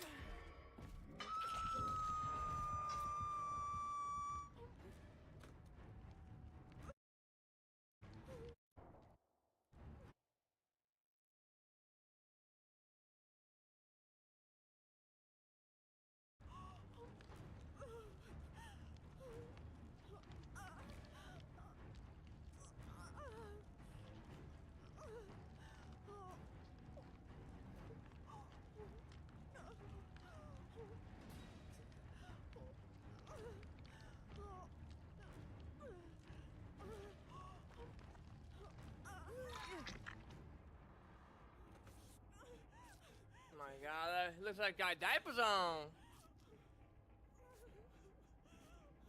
She got diapers on, bro. I'm telling you.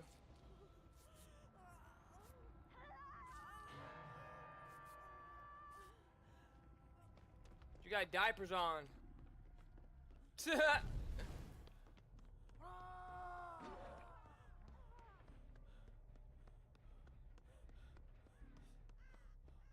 Bro, are you serious?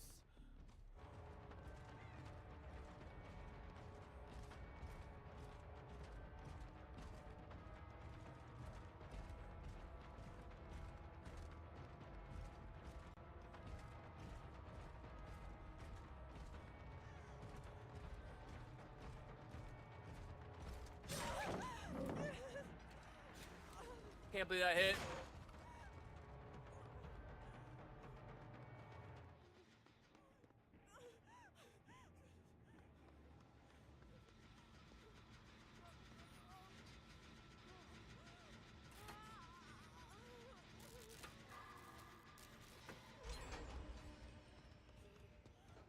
My head itches. Do I got head lice?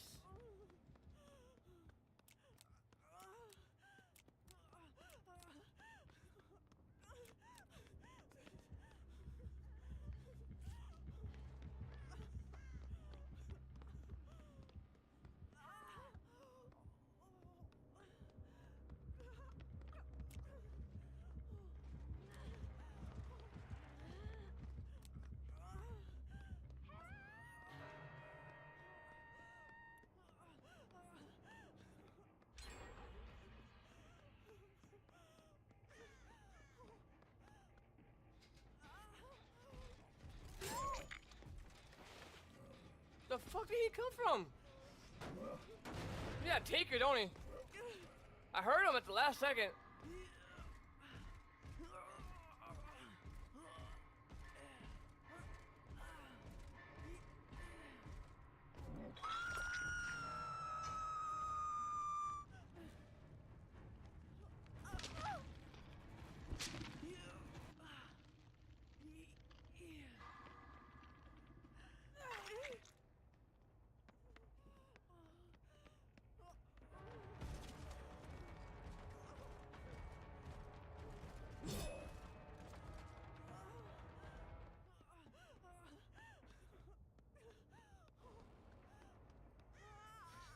Screw it. Whatever happens, happens.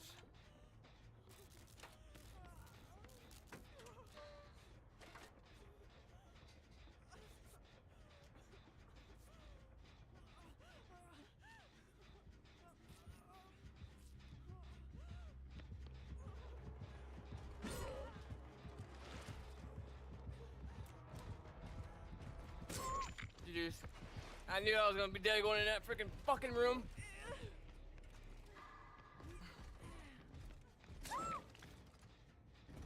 What are you doing, dude?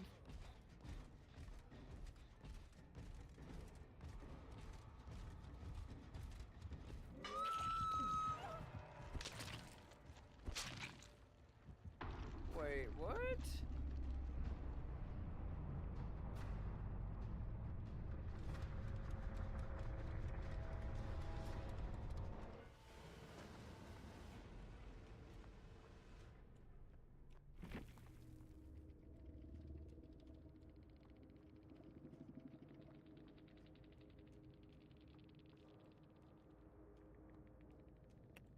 Bowen 747 and Bo and 777.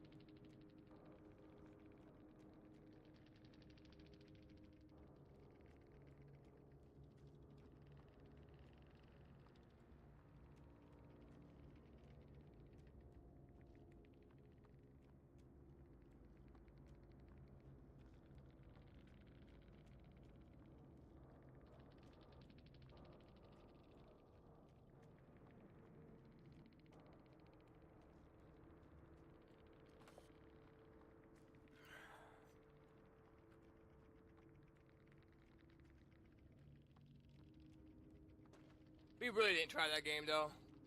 We wasn't really locked in. It's all good.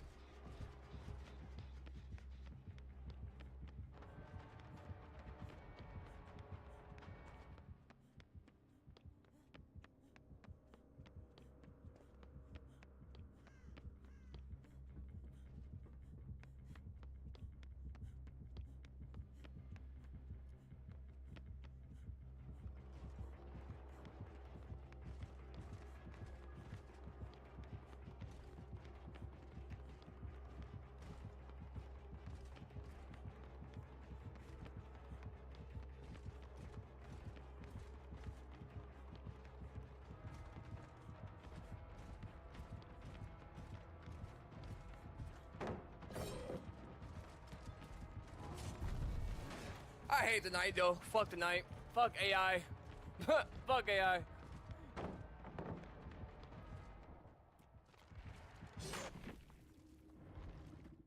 Fuck AI.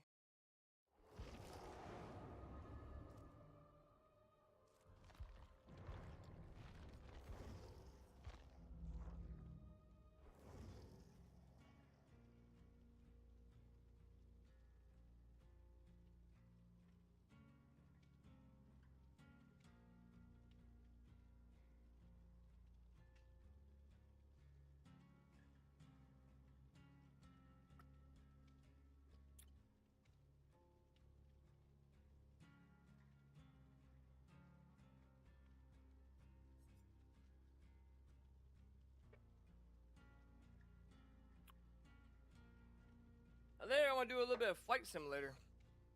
But I'm not gonna change the title because I feel like I'll get more views on a DVD title over Microsoft Flight Simulator. I don't know, man. When I change titles, sometimes I don't do well. I don't know. I mean, I ain't gonna change the title. I don't feel like it. It is what it is, man. I know people like, change title. Well, I ain't changing no title right now.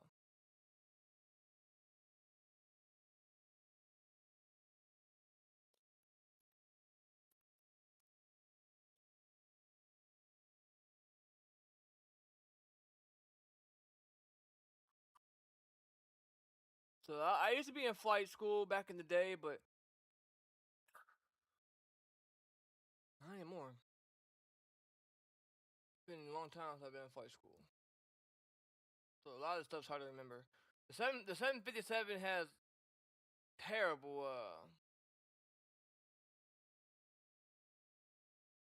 a terrible checklist.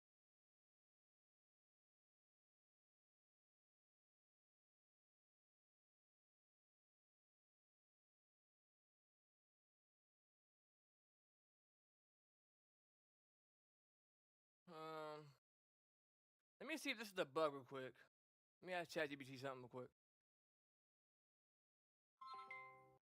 Hey, I have a question for you. Of course. I'm here and ready to help. What's on your mind? So I played Microsoft Flight Simulator 2020, correct? Yep, that's right. I'm familiar with it. Okay. Okay. Awesome. Okay, well listen. So sometimes the air traffic controller will tell me like when I'm about to come in for landing that I need to be 13,000 feet or whatever, but they never tell me to get lower and lower, and I'd be overshooting the runway because they don't correct me they don't get me down. They just keep, I'm too high when I get to the airport. Yeah, I know what you mean.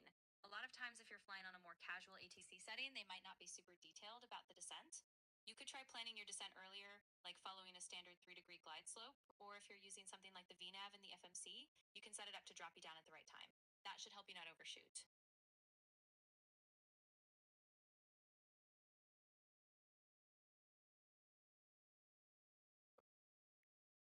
Yeah, I've been having trouble with the air traffic controller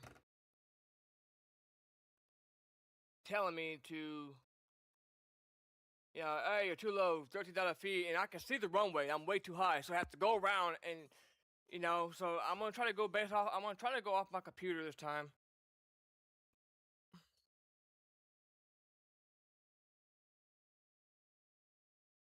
Let me see.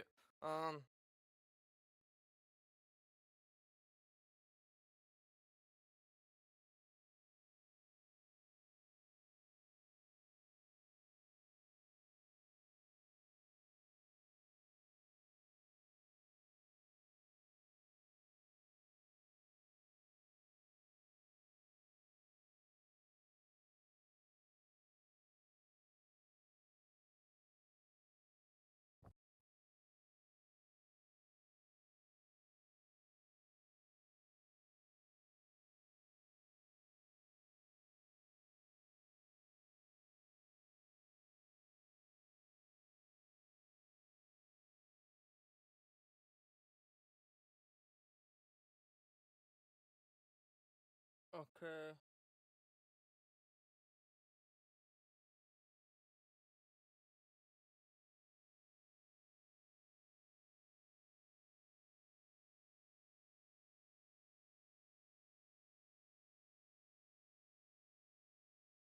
Okay. So that's what we'll do. So it is a bug. It is a bug with air traffic controller. They fly you too high on your approach, and you're like, you can see the runway. They want you, oh, you're too low. Get back to 13,000 feet. Blah blah blah. And you're gonna overshoot the runway. It's a bug. I didn't know that, and I overshot the runway. I had to come back around for a landing. So it's a bug. It's something you can do. That wouldn't happen in real life, obviously. It's just, it's programmed. It's gonna have bugs. So we're just gonna start our descent earlier. I'm thinking, let's see, 90 miles out. So we're at 30,000 feet. Um, so what's 30 times 3? 90? So if we're at 30,000 feet, we can descend roughly 90 miles out. from our destination, because that would be 30 times 90. So the 30 would be our 30,000. And then if you times that 3 times, that's 90. So around 90 miles, we should be able to be low enough for our approach. So if we're at 25,000, we want to do that. We can just take someone off that, and we will say 25 times 3.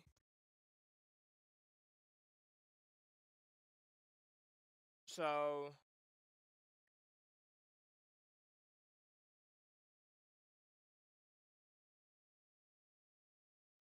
29 times 3, what is that? 87? Is that right? I mean, look, I don't know. Is that right? Let me see. 20, no, not 20. 25 times 3. So 25 times 3, that should be 75. That's 75. Just wanted to double check. So if we start our descent, we need to start our descent. If we're at a 25 altitude, right? We need to start our descent 75 miles out from the airport at about approximately 500 to 1,000 feet per a minute on our vertical speed. Okay. Now, what plane do we want to fly? We have our Air Force One. We can pretend that we're hauling Trump, or I'm not trying to get political. I'm just saying any president. It could be any president. But I have Air Force One as well, which is right here, which is nice. So we can pretend, we can role play, say we got a president on board. It doesn't matter who the president is. I'm not trying to get political. I'm just saying it's fun to kind of role play. And then we also have the new plane I bought, which still can't figure out how the computer works on it, which is this one. This is the 7. Now this is the 2-engine one, and this is the 3-engine. So that's a lot of a bigger aircraft compared to this one. And if you look, they're both roughly, if we had more range, endurance, I'm not really sure what endurance means. That means how the longest flight it can go until it has to get maintenance or something. Let's go with the 747. It's a bigger plane. It's a lot more you gotta do to it to get everything set up. And then we're gonna work on our flight plan. I don't know, where should we fly today? Let's fly out of Chicago, I'm thinking. We'll fly out of Chicago. And they have a large gate somewhere. Okay, we'll fly out of Chicago. We're gonna be right over here at this ramp. And we're gonna do real life players, which means players on the game like I am right now. So these are real life players, live weather. I never knew that they were at the same time as we are down here in Louisiana. It is currently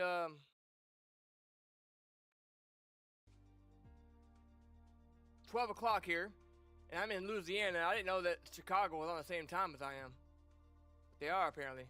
So, real life weather. So I don't know what the weather's looking like there. Hopefully it's clear. We don't have to worry about nothing. And then we got live traffic. These are real life pilots in the real world right now at this airport, or wherever we're at. So we got everything live, which is gonna be nice. All right. And we do have a couple bugs with this aircraft, but we'll fix them. We'll get them fixed up. Sometimes the LNAV doesn't work and stuff, but there's some bugs. I mean, it's a game, you know. It's a simulator, but it's a game after all. And then we'll just do that for now, and then we'll work on everything else here in a second. So, and the runway. So, and then we're gonna. I have a couple websites I can go to for flight planning. The first one that real pilots use is called SkyVector. Real pilots in the real world use this. I learned this from my when I was in flight school back in the day. And then this is what we use to figure out what all the pilots are using for their flight plan. And you can see from Chicago to Cleveland, the last flight I did, the most common route was this one.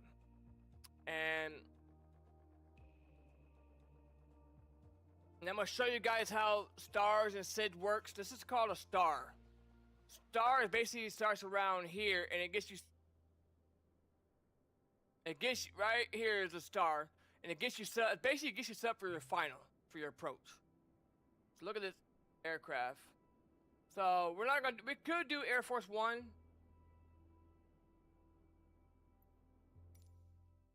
Let's do that. Let's do Air Force One. Should we? Yeah, let me show you Air Force One. It looks freaking sick. It looks freaking sick. This is a skin that I downloaded.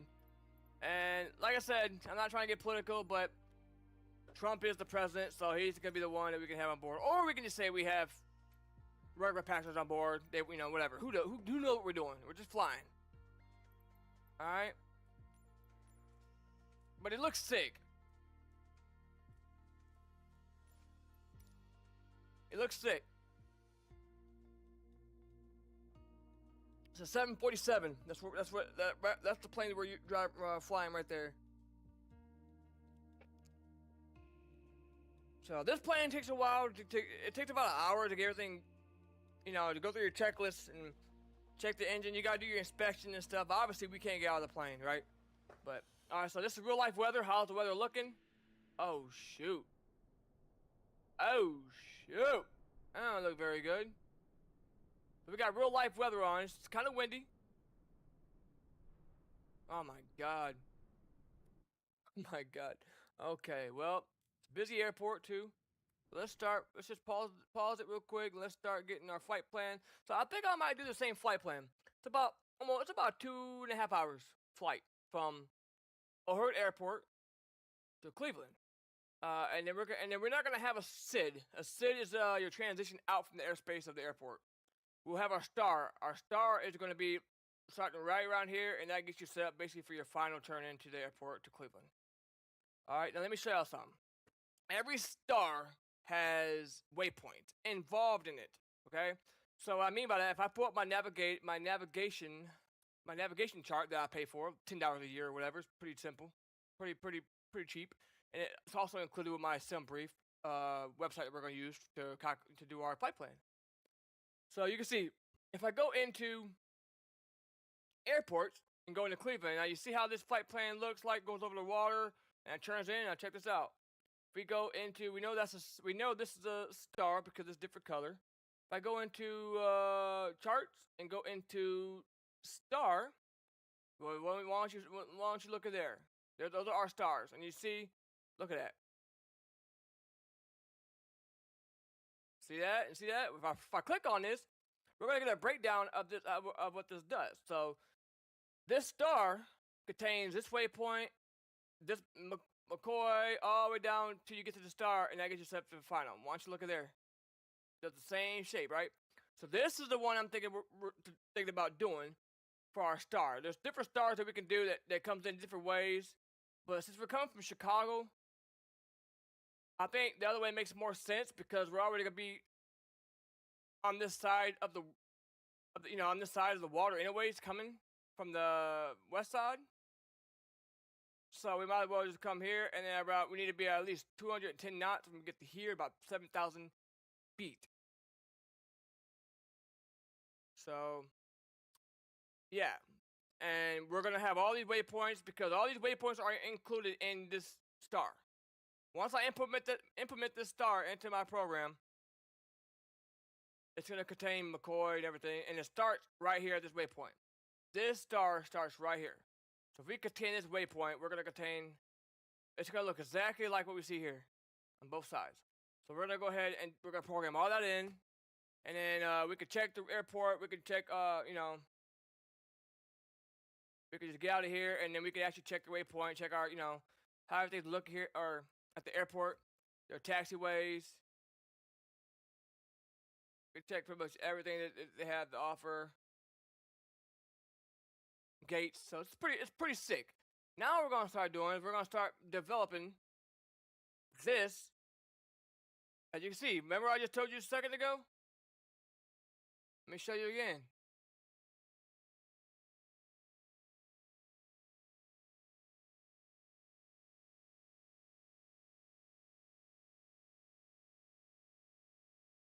Oh, never mind. You ain't gonna see it yet. I was gonna say this one's right here yet, but it's not gonna be there until we put it into the system. That's right. Cause that's part of the star. Never mind. All right, so now I'm gonna go to a website I pay for, cause that website I pay for is also included with this navigation chart. It's called SimBrief. This is how we can role play our flight plan and like we're actually planning a flight. And and we can actually import it into our flight. Check this out. And I don't care if y'all see my real name. Ain't that serious to me. Alright. Dispatch. Alright.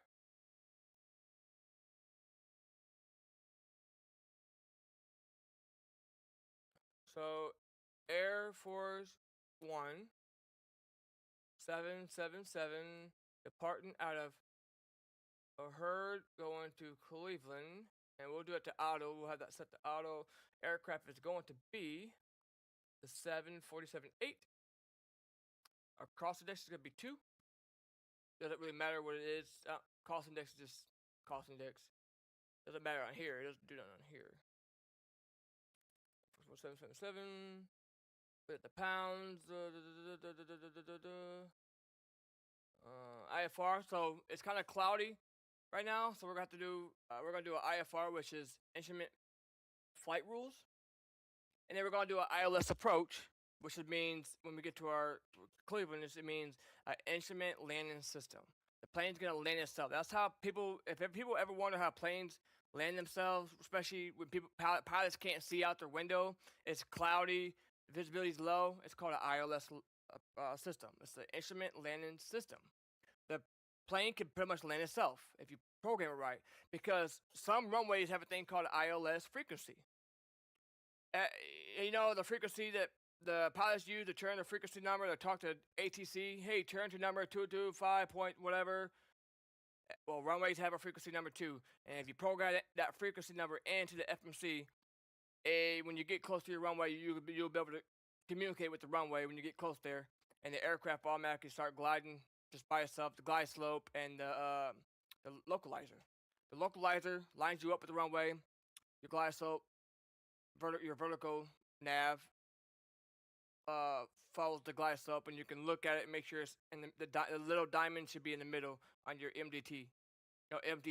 It should be right there on the middle.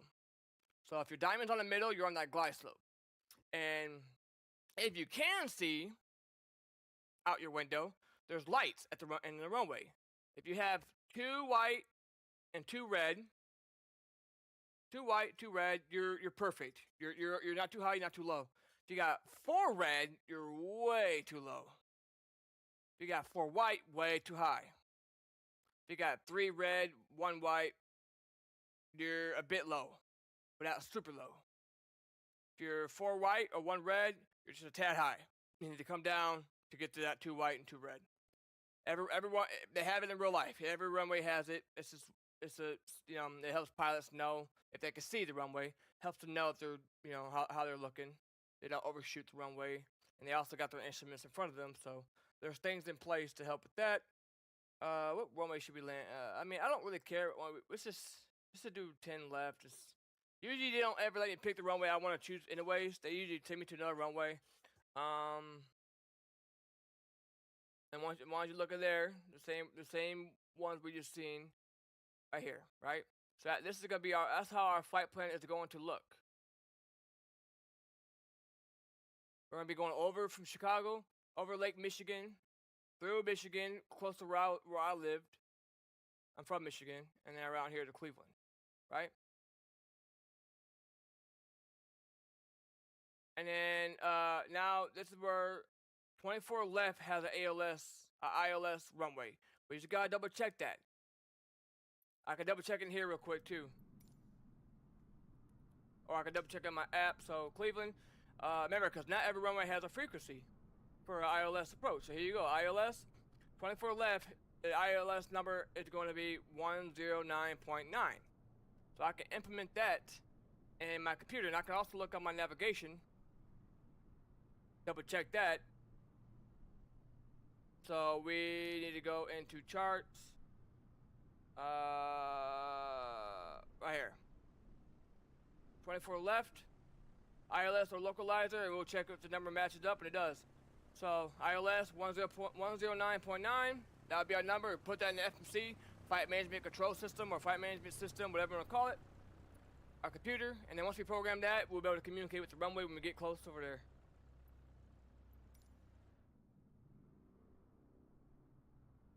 That's a real plane in real life. It's a small boy. That's a small plane. It's cloudy, man. We gotta check that weather. We're gonna have to turn on the radar in a minute and check everything. All right, but let's finish getting our flight plan and we'll be ready to go.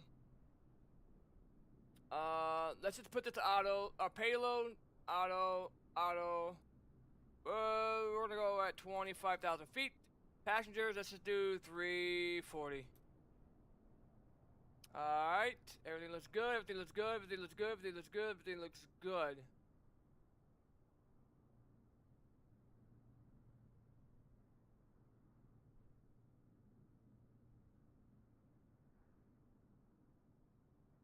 And there it is. There's how our flight plan's gonna look. And what did I tell you that we're gonna have? McCoy. All the same waypoints that you've seen in our chart here.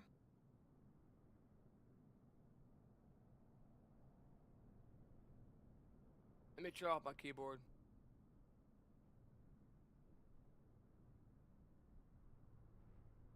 So as you can see, star, why don't you look at there? McCoy, all the same ones. And then we come around here after we get to this star, and then we start, and then we come into how we were gonna come in. Right? Now,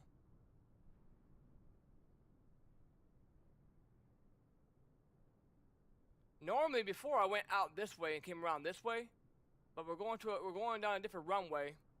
So we're still using the same star, but we're just coming around this way so we can get lined up for this runway. Instead of coming around this way. Because remember, even though it's one runway, they're both gonna be different names. So on this side of the runway it could be 24 left, and then on the other side it could be 25 right. Right? Or whatever. So if you're doing 24 left, you have to come on this side of the runway. But you can see down here, we're going down to this waypoint. See this waypoint right here? That's the one we're going down right there. That to get set up for our final. And we need to be at least 5,000 feet when we get there to that waypoint to get lined up. So we need to be at least 5,000 feet, at least 210 knots. And we need to be at around 14,000 feet when we get to our star at 280 knots. So we can keep this chart for reference. We're flying at 25,000 feet anyways. So when we get to the waypoint, that's when we're going to start our descent to 24,000 feet. And then we'll start slowly. We can keep this for reference, right? Because ATC be buggy sometimes. It don't be listening. And then what I tell you about this waypoint, we have that too. Yep, we definitely have that too. Right there.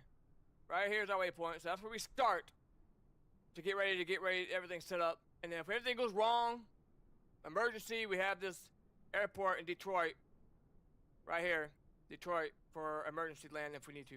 So we're going to start our descent at 24,000 feet, 280 knots at this waypoint right here.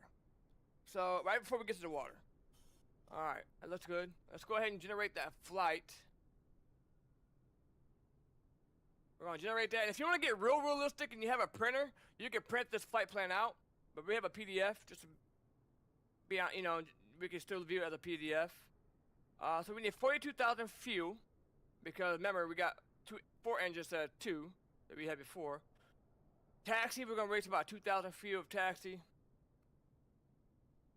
We got everything we need to have, and we're gonna burn roughly around 16,000 fuel in the air. We have 340 passengers. Our payload gonna be 83,000.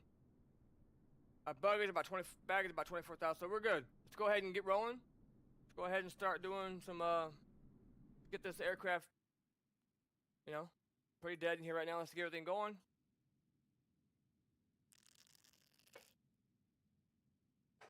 Here we go. Checklist. We need to check the weather out too when we get everything going. Power. Okay. Power. We need to turn on the battery.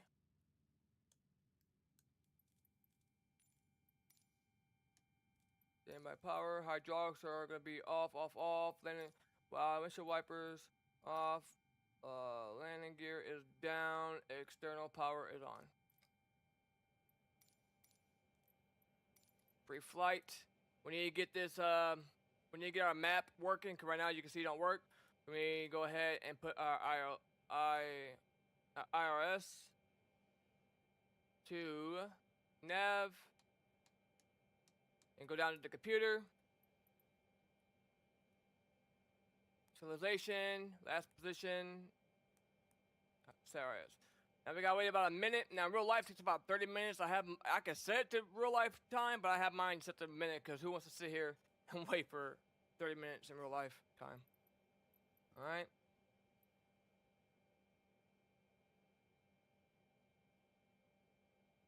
We're gonna wait. We are going to wait so we can make sure that comes alive. We don't miss nothing here.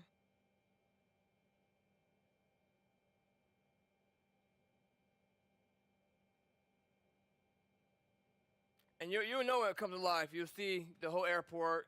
You'll see our thing that we can turn around for a heading.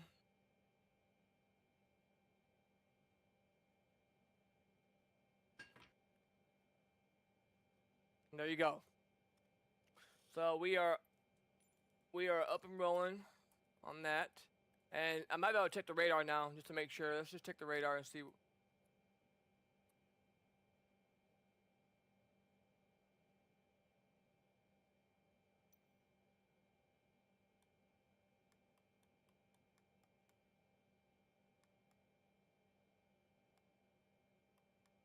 Just cloudy. I don't see nothing on the radar.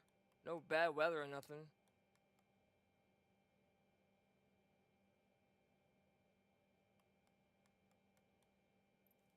Okay.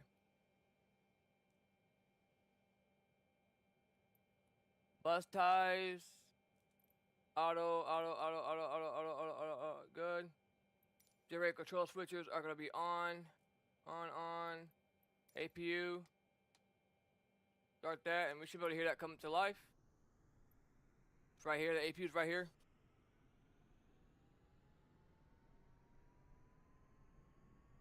Right now, we're on external power from the ground. Once we get our APU on, we'll turn off external power, and then we'll start the engines and then turn the APU off. Alright?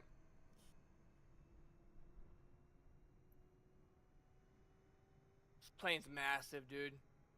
Like, look at the size I am compared to this guy. So APU should be coming on. There it is. Now we see it's lit up right here. We can turn that on. Now we're on APU. APU gen switches on. Yeah, we did that. Hydraulic are off. Hydraulic pump switches are on. Emergency. Close. Cross feeds are going to be on, which I don't know why they want you to put them on. I don't like to have them on because you're cross feeding fuel from the left side of the aircraft to the right side. To me, there's no point in doing that if you got fuel set up unless you're calling for reserves. So there's no reason to have fuel from this fuselage to come over to this side. There's no reason for that, I don't think. And it gives you air when you have it open for some reason. It gives you air anyways. We'll turn them on for now, but we're probably going to turn them off before we take off because unless I need fuel to cross over, there's no reason to do that unless I need to get in my reserves or whatever. So fuel pumps are going to be off. As you can see, these are all the fuel pumps. Fuel pump switches. So this is stabilizer in the center. So auto for the anti-ice. The hardest part of doing all this, to be honest, is the FMC, programming your flight plan, getting the aircraft set up for autopilots, and it's a lot to it, right? And luckily for me, I have a lot of friends that are pilots. And I have the girl I'm talking to is a pilot. My friend was a pilot, is a pilot in the Navy, or our Air Force, and then I did some flight school stuff. So it's been a while since I've been in the flight school stuff, so I'm trying to remember. So some things I probably won't remember when it comes down to like checklists or the SIDS and stars, but window heat on, windshield wipers off, yaw dampers on, passenger temps, good on these, auto trim, This is our circulation. Without this on, they don't have oxygen in there. Gotta make sure and we're gonna turn these on, but we're gonna turn them off and turn our engines on so we don't contaminate the cabin just in case, and then we'll turn them back on after. So, on. Ground American 851 Heavy request Good. taxi to the gate. Packs, good. American 851 Heavy taxi to gate Kilo 18 via taxiway Romeo Bravo Alpha 8 Alpha. Good. Good. Oops. Good. Navigation. Taxiing to gate Kilo 18 via taxiway Romeo Bravo Alpha 8 Alpha. American Flight directors. 851 Heavy. On. Auto throttle. Armed. Bank selector. Auto. Autopilot up. Landing gear down. Auto brakes are RTO. Parking brake is set. On. Speed brakes. Sometimes you don't see them. It's kind of a bug, unfortunately. Speed brakes are down. Auto thrust leveler flaps are up. Fuel control cutoff is closed. Seatbelt selectors are on. And then stand by on that. Alright, let's go ahead and start loading people in the aircraft. Ground Air Force One, could you please connect the jetway to the aircraft? Air Force One, the jetway is going to be connected.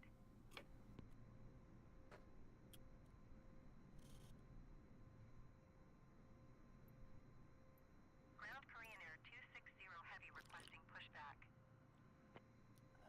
Korean Air 260 Heavy pushback request accepted.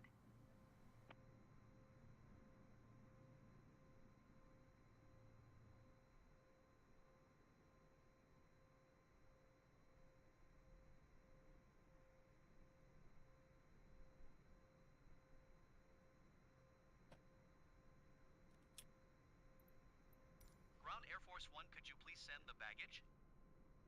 Air Force One baggage is on the way.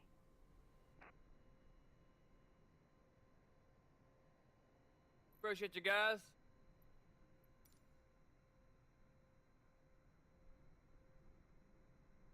Look at that. That's sick. That is sick.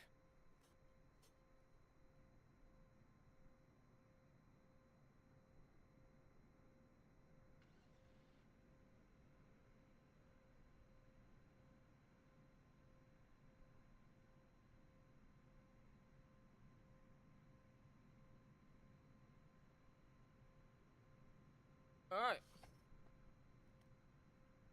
While doing that, we're gonna have to go set up our flight plan now. Alright, this is the hardest part of everything, probably.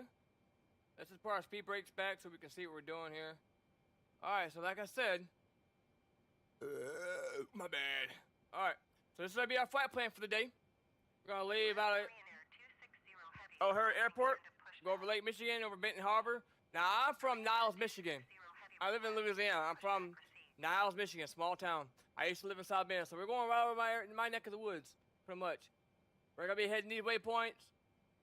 Coming down here, Ground Korean Air 260 Heavy with and then right here, taxi okay? IFR. Let's start this. So, first thing we're gonna do is we're gonna load our fuel, everything in. Runway 09er left via taxiway Yankee, So, Yankee Delta Charlie Tree Charlie Zulu. our baggage, Tower on 119er 24,000. Block fuels, 42,000 en route. Burn, 60,000 for the passenger. 485,000 empty weight. Okay. Taxi to and hold short runway 09er left via taxiway Yankee Yankee Delta Charlie Tree Charlie Zulu Korean Air 260 Heavy. Alright, so did it add everything right correctly? 42,000 fuel, 560 pounds. Yep. It looks like I added 900 pounds, so that's good. 46,000 on our payload, which should be about 83,000. So let's double check that.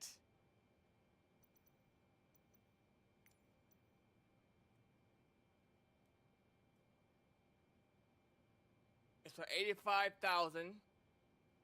600, but it gave us 700. That's fine. It's just a little bit more off. It's just a couple hundred off. It's fine. But our fuel is gonna be at 42,187. So just 2 numbers off. That's fine. That's fine. Just 2 numbers off. It's pretty accurate. And Convoy 4174 heavy taxi to we gate. could have put some in our reserves, but that should be enough. 4174 heavy taxi to gate hotel 6 by a taxiway Romeo Bravo Alpha 8 Alpha Alpha 14 Alpha 15. Yeah, that should be good. That should be plenty of fuel. We could go a little bit more just in case. Taxiing to gate hotel 6 by a taxiway Romeo Bravo Alpha 8 Alpha Alpha 14 Alpha 15 Envoy 4174 heavy. We could just go to 50. 46.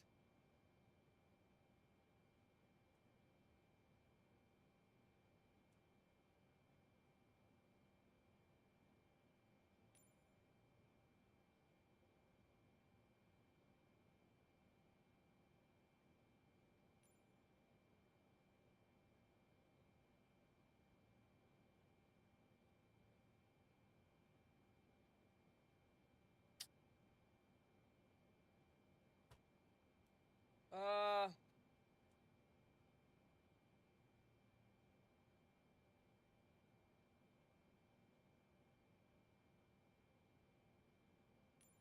46 is good, I think. That gives us a little extra fuel to work with if something happens. That's not gonna weigh us down too much. We're gonna have barely any fuel probably left. You can see I posted at 11%, so we're still. It looks like we have a lot, like really, really low on fuel, but we got enough to. It's only a 2.5-hour flight. We don't want to have too much fuel by the time we land. All right. Okay, let's finish doing our flight plan here. So let's just run through everything here so that we can work on this first. We do not have to worry about a ZFW here because we already programmed in the other thing in our main menu. Yeah, we don't have to worry about that right now.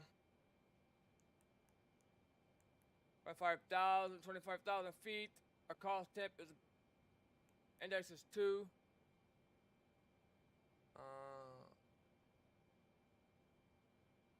Yeah, reserves. We don't have reserves. We're not gonna worry about this because we don't have reserves and stuff.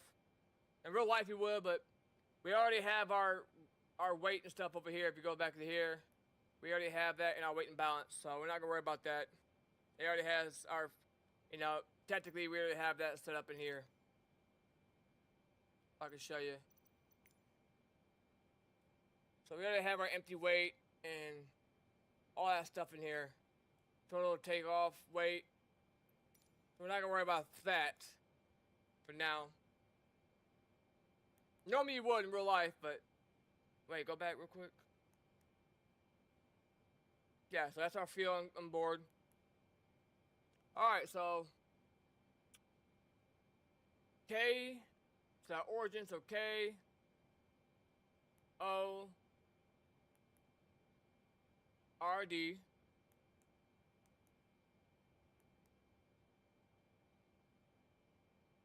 K, C, L, E.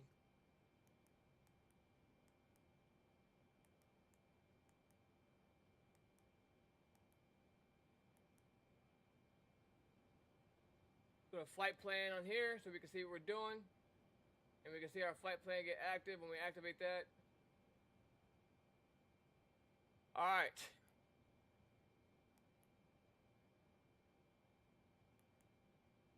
Make sure we get everything else set up. Alright, let's go to departure. And remember, we're not gonna buy a SID, but we're gonna have our star. This is gonna be our star right here. This is gonna be our flight plan right here, and this is gonna be our star. So we need to select that for our approach. We're not gonna have one for this, so we'll try the 09 right, and then execute that.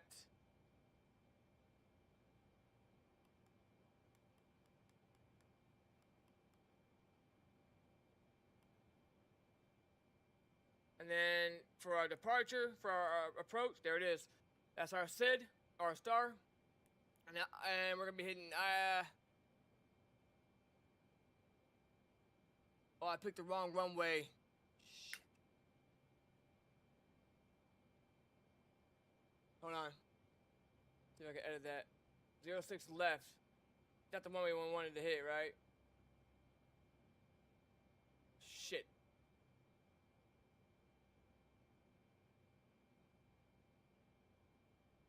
Let's see how big that runway is first.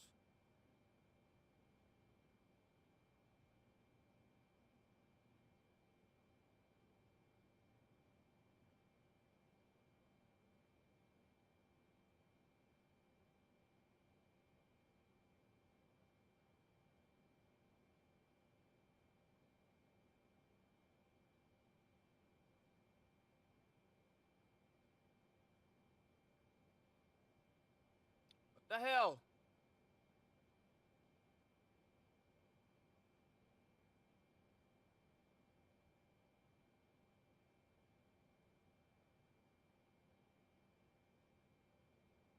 Ground envoy tree 455 heavy taxi to the gate. Not, did I say 9 left? Heavy taxi to gate hotel 14 via taxiway whiskey tree whiskey foxtrot Sierra Sierra 1 Tango cross runway 06 left. Tango cross runway 28 right Tango November November 2 Alpha 1 tree Alpha Alpha 15. Where the hell is 06 left?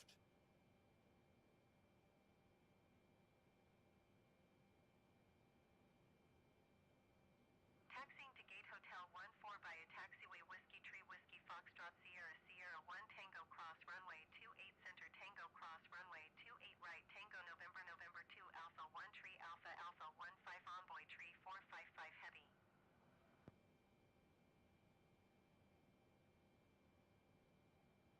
Ground envoy tree 625 heavy request taxi to the gate.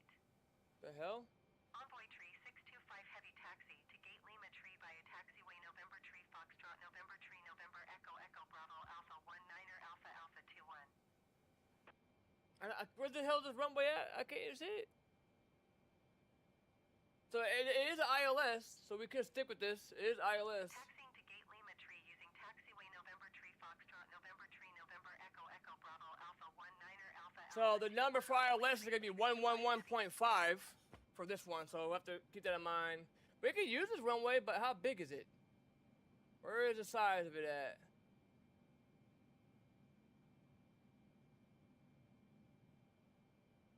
I can tell you.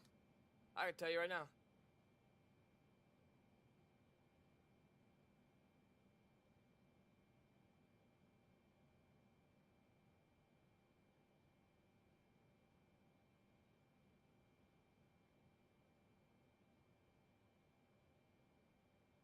Six left, right here. It is 900 by 9,000 by 150.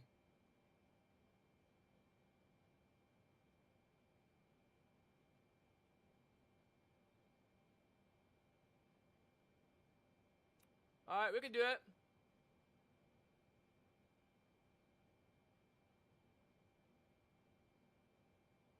All right, we just gotta input that number in the computer. 111.55. We can go ahead and do that real quick right now, actually. And 455 heavy hold position. Caution the Airbus A20N on the runway. all right, so we'll use that and ILS 6 left, right? 06 left. Hold position. ILS 06 left. Heavy. Problem is, I'm not seeing my waypoint over here. I have my flight plan on. Envoy tree 455 heavy. Continue taxi. The hell?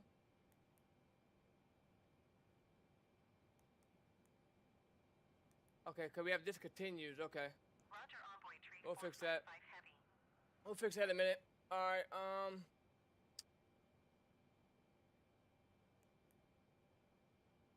We're gonna do flaps 10, I think. So we'll do flaps 10 for our takeoff. And that's gonna give us a V1.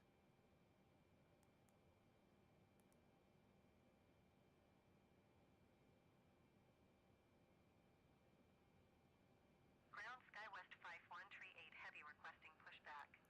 I mean, it should have gave us a V1. Skywest 5138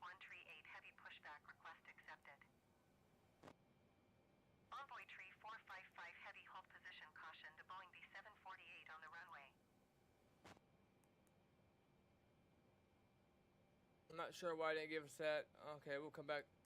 Maybe. Hold position Envoy tree 455 heavy.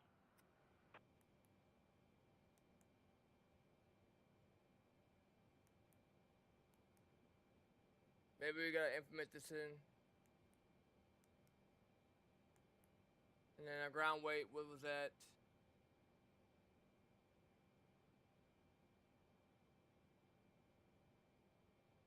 Envoy tree 455 heavy, hold position, caution the departing Airbus A20N. Envoy tree 455 heavy, hold position, caution the Airbus A20N on final. So that's going ZFW is going to be 6, 8, 900. Ground Endeavour 49er 7 tree taxi to parking. Endeavour 49er 7 tree taxi to general aviation parking using taxiway Whiskey Tree Whiskey Foxtrot Sierra Sierra 1 Tango Cross runway 28 center Tango Cross runway. There we go. 28 right, So our Tango VR will be Alpha Alpha 1 140. cross Our runway V2 is going to be 160. So once we hit 137, Mike 2 Charlie Charlie tree Delta Yankee Yankee. there's no turning back. Like you gotta commit to the takeoff, and then we'll rotate at 140. Departing Airbus A20N. All right, approach. Taxiing to general aviation parking. 30 flaps at 144 knots. It's gonna be our landing speed. Cross runway 28 center Tango Cross runway 28 right Tango Bravo Alpha 9er Alpha Alpha 1 Alpha Golf Mike Cross runway 27 left Mike Cross runway 27 center Mike Cross. Now we have to go clean up our route Mike 2 Charlie because we Charlie, got some Delta discontinues. Yankee, Endeavour 49er 7 tree. Envoy tree 455 heavy continue taxi. Wait, did we not do our departure? Ground SkyWest 51 tree 8 heavy with India ready to taxi IFR. SkyWest 51 tree 8 heavy taxi to and hold short of runway 09er right via taxiway Alpha 21 Alpha Alpha 14 Bravo Romeo Golf Zulu. Contact tower on 120.75 when ready.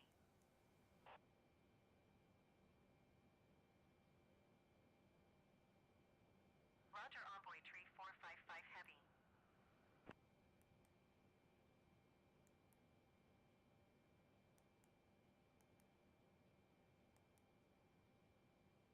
Taxi to and hold short runway 09er right via taxiway Alpha 21 Alpha Alpha 14 Bravo Romeo Golf Zulu SkyWest 51 tree 8 heavy. Let's fix that.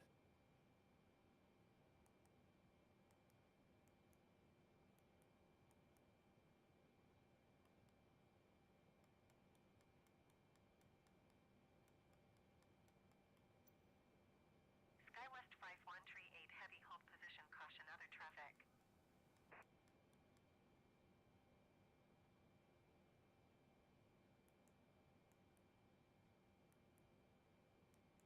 Hold position SkyWest 51 tree 8 heavy.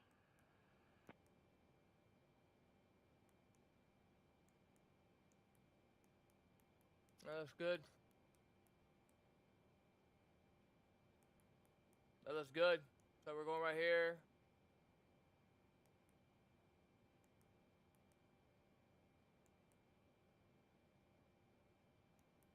So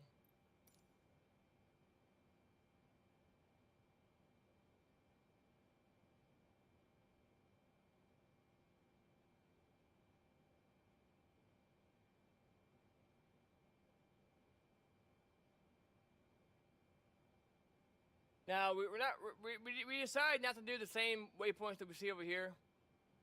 I decided to go away from that. Now I could have went ahead and implemented this manually, direct to here, but I went ahead and just went out did my own little thing here and just see what it will give me, and it worked. I mean, it's gonna work. Next time we'll do it manually. To do it manually, all you do really is you get the waypoints you want to go to. Whether whatever website you're using, whether it's SimBrief or SkyVector, right? These would be our waypoints, and you just go into route, and then you go over to the next page, and then right here you can see what we're doing, right? I could delete some of these names right now and put it in manually what I want to do.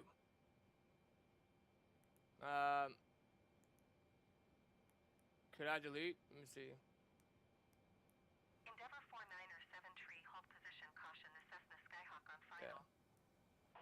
Probably can't delete. I'm not sure how I would delete it, but basically your via and your 2. So we just put our waypoint here, direct to that, direct to that, direct to that. Position But Endeavor 49 or 7 tree. we know what we need to do. We know what altitude we need to be on.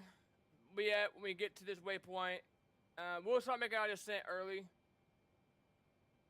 Endeavor 49 Right when we get to the water, we'll go down to about 24,000 feet. So on the runway.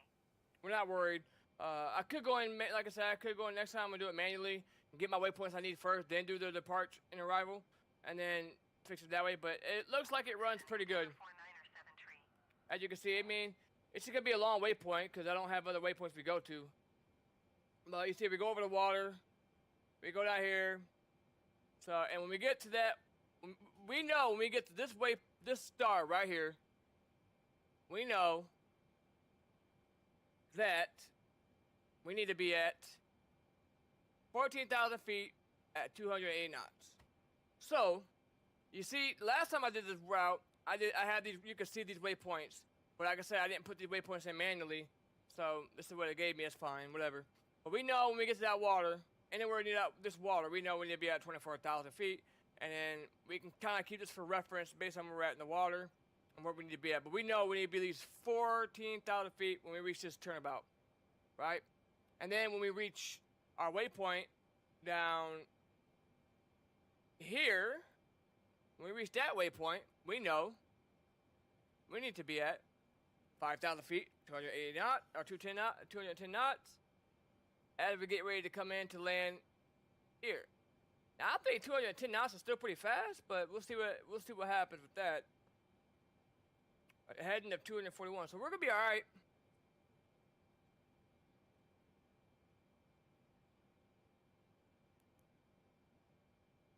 So you can see we're just gonna be on this one for a while. So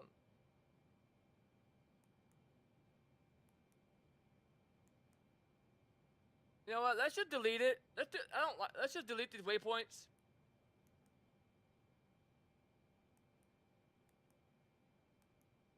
I'm gonna show you guys how I normally would do it. I wanted to see what it would generate for me, which ain't bad, but it doesn't give you your correct speeds and stuff.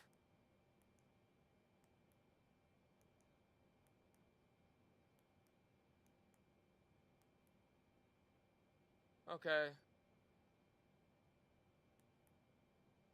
I'm not sure why it won't let me delete that, but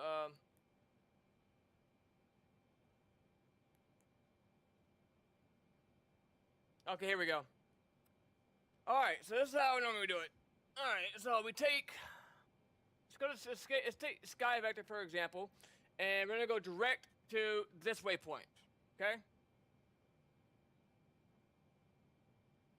So we're gonna go direct to DUF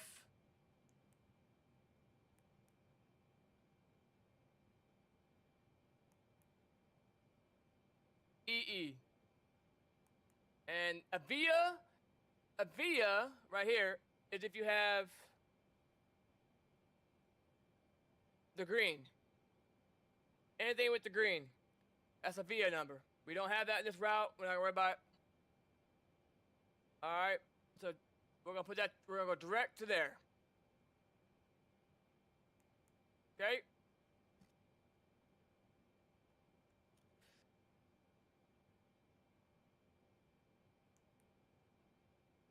And now we are going to take this, move that to there, and take this and move that to there.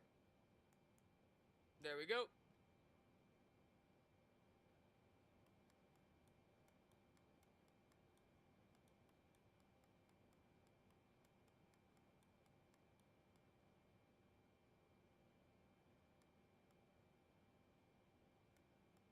There we go.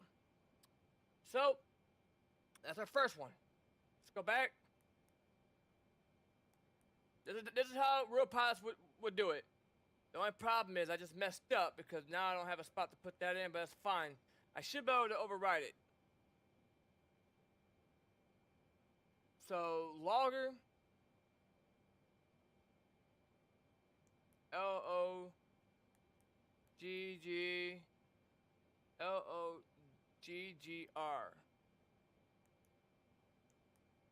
Yeah, we can. So then we're going direct to there. Then we're going to go to our other one that we have over here that's going to get us up for a star, which will be D, E,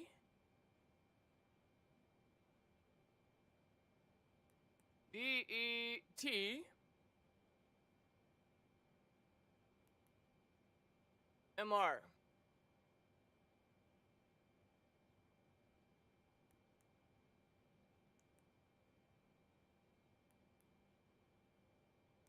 And there you have it.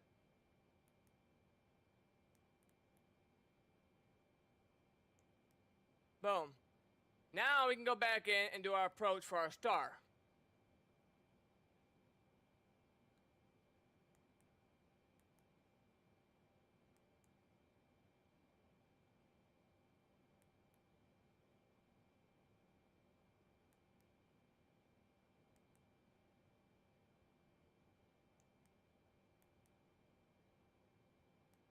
And there you have it. Let's see how it runs now. And there you have it, guys.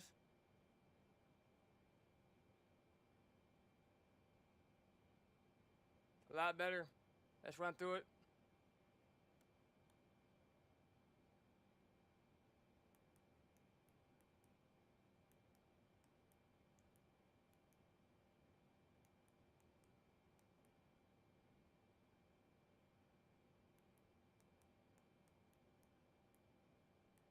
A lot better.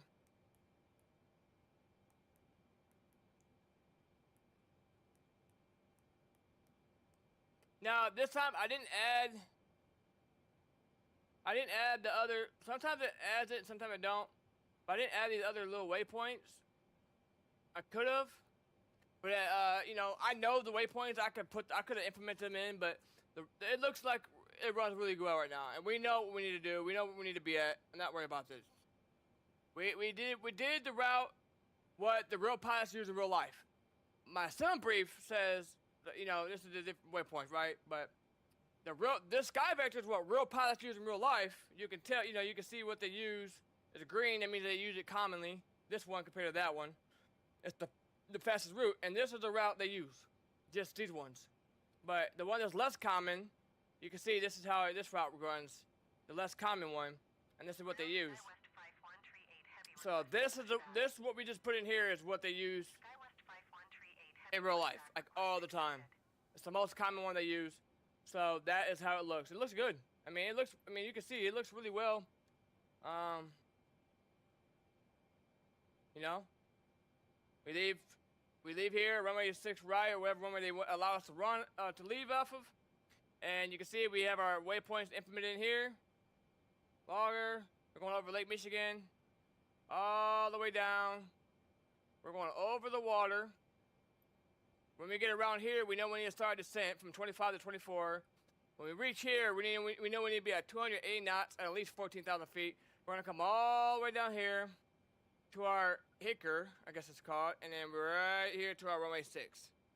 And we know when we get here, we need to be at 210 knots, I think, at approximately 5,000 feet, right? Let's look at the chart, double check.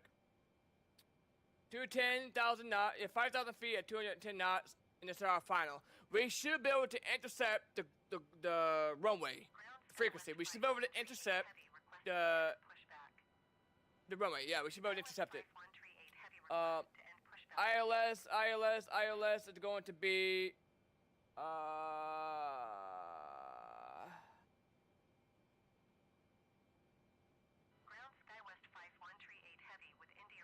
so 111.5. So let's implement that in, and we're ready to get everything else going.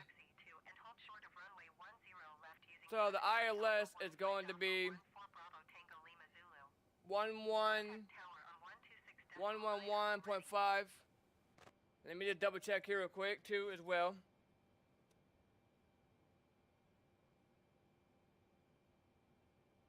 Taxi to and hold short runway 10 left using taxiway Alpha 06 left.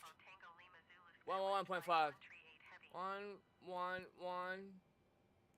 SkyWest 5138 heavy, hold position, caution other traffic.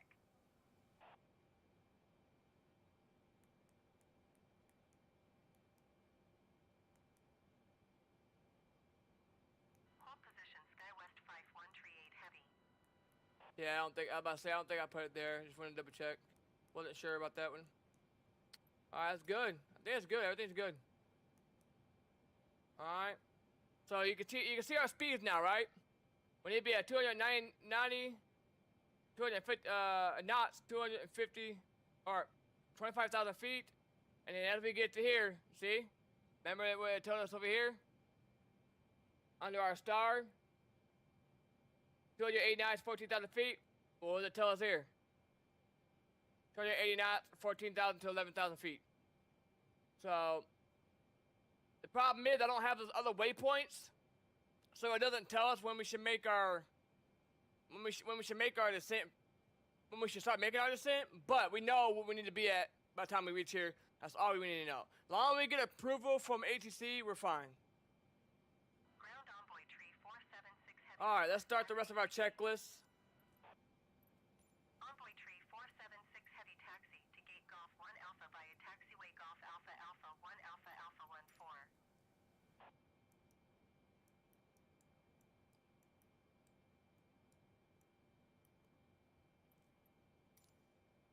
Taxiing to gate Golf 1 Alpha using taxiway Golf Alpha Alpha 1 Alpha Alpha 14 envoy tree 476 heavy.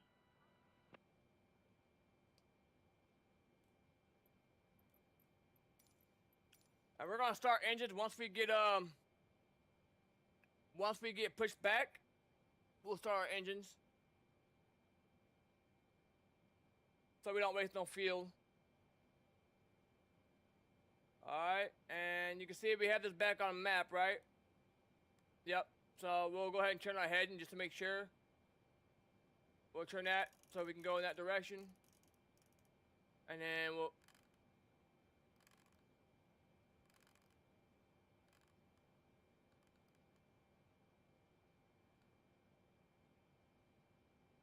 everything looks good. I think we're ready to disconnect the jetway.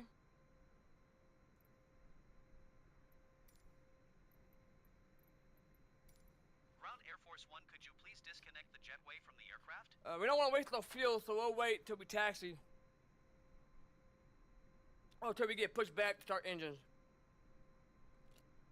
So hopefully nobody comes, but if they do, they do.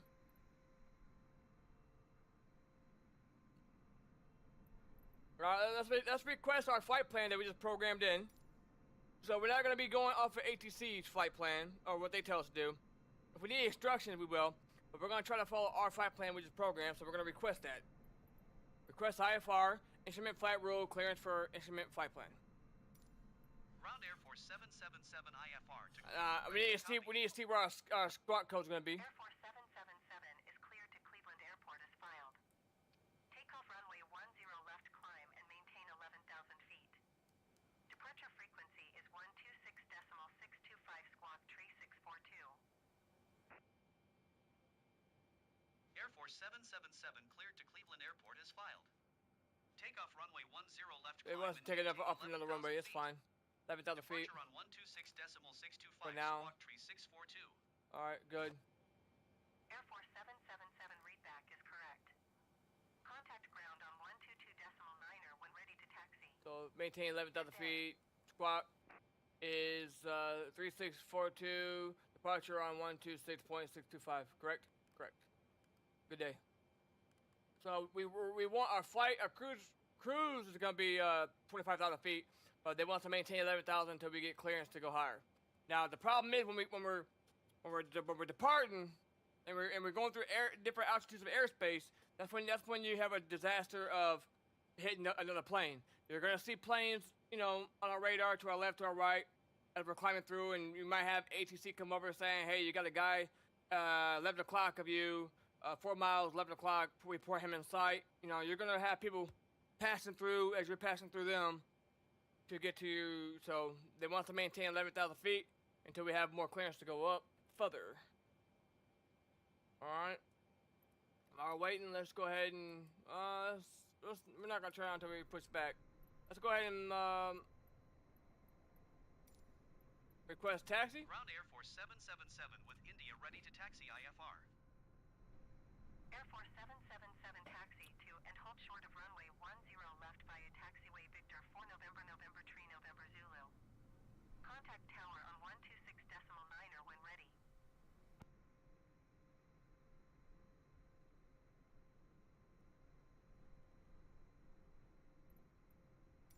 Taxiing hold short runway 10 left via taxiway Victor 4 November November Tree November Zulu Air Force 777.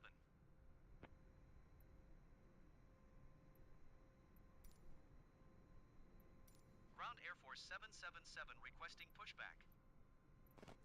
Air Force 777 pushback request accepted.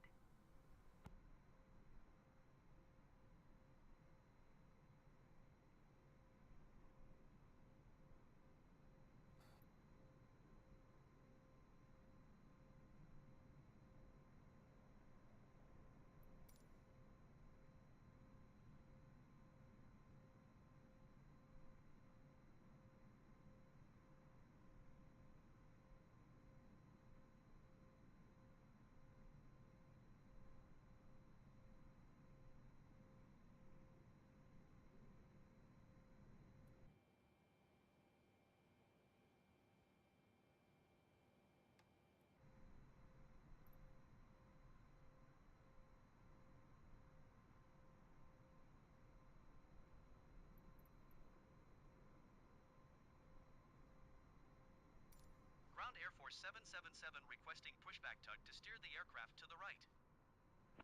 Air Force 777, your request has been transmitted to the operator.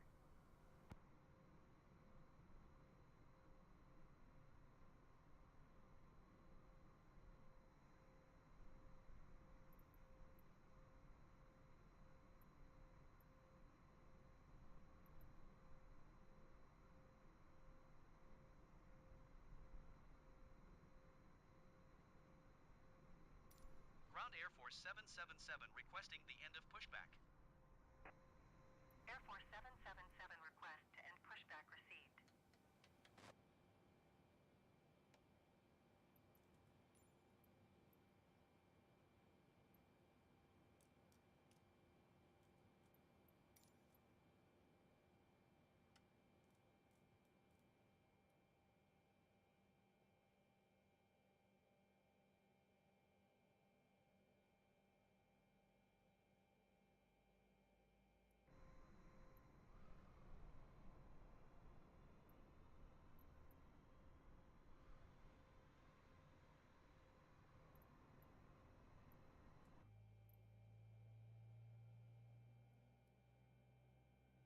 Normally we wouldn't start all engines at the same time, but we're going to do it for time's sake.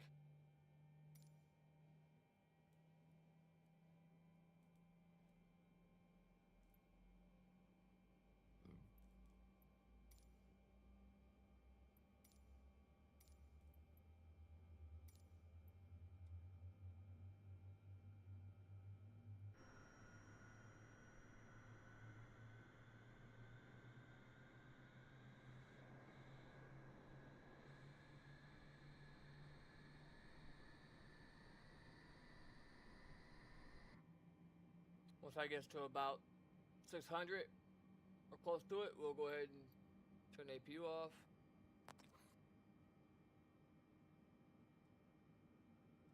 We'll wait for it to say running. Once it runs, yeah, we'll wait for it to say running.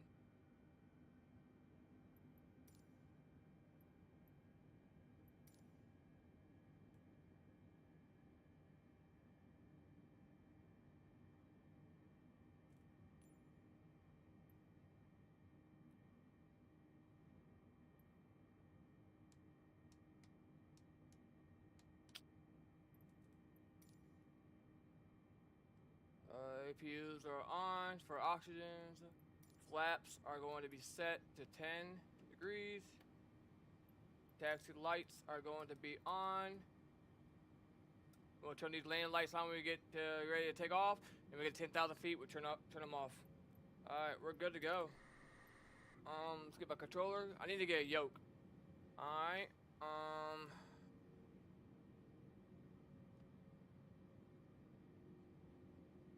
we're getting air here. Like I said, this is a common issue. Remember I told you about the cross feed?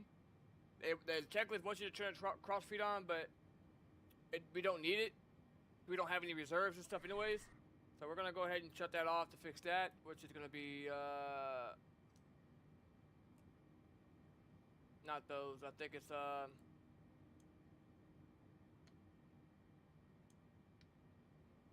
probably was no. It should have been another one. Should have been these.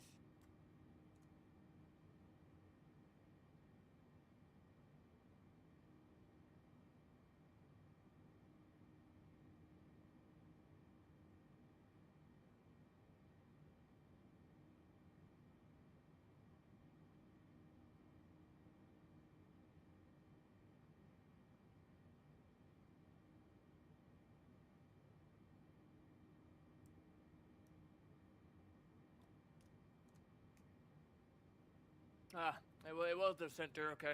Ground Envoy 4326 Heavy requesting pushback. Alright, we're good. Envoy 4326 Heavy pushback request accepted.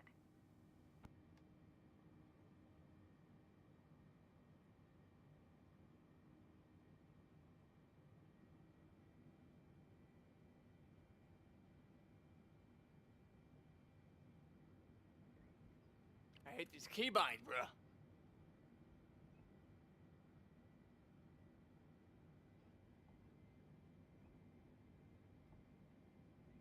It's a big freaking plane. This is a big, massive plane, bro. These are real life pilots in real life, and some of these are people on the game like I am.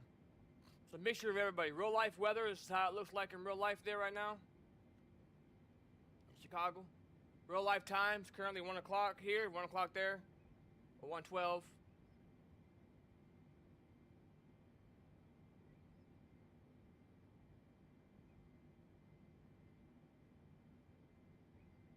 It's hard to drive with a controller, or fly, yeah, to drive it.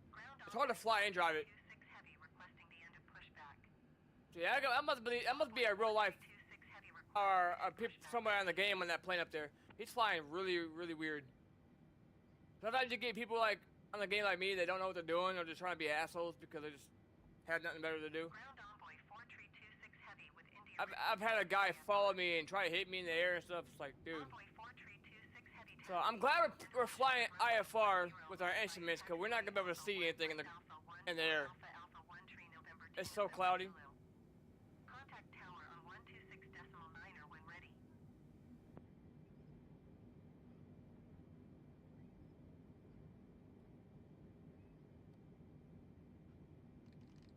Taxiing hold short runway 10 left via taxiway Alpha 15 Alpha 14 Alpha Alpha 1 tree November 2 November Zulu Envoy 4326 Heavy. That's our speed, our auto speed for our autopilot. And don't worry about any errors that you guys see or hear when we take off or land. That's a safety procedure. Don't mean anything wrong or we did anything wrong. When you land, your plane's gonna tell you terrain, pull up or retard. You know, all the alarms that you hear when you're going to the ground. It's not necessarily mean that you're crashing. Okay, it's there. It always does that to let you know that you're 500 feet from the ground. You know if you're landing, you know you're gonna be getting that warning and you're 500 feet to the ground. But it's a safety procedure. It does that automatically, regardless if you're actually crashing or landing. So it doesn't know if you're crashing or landing. So and when you take off, sometimes you'll get warnings as well. Sometimes this just happens. You know, it's nothing bad. It's good that happens. Now, in real life, we didn't do it here, but in real life, you would check all your emergency horns and stuff and sounds. I mean, I don't remember where they sat in this aircraft, but in real life, you would do that.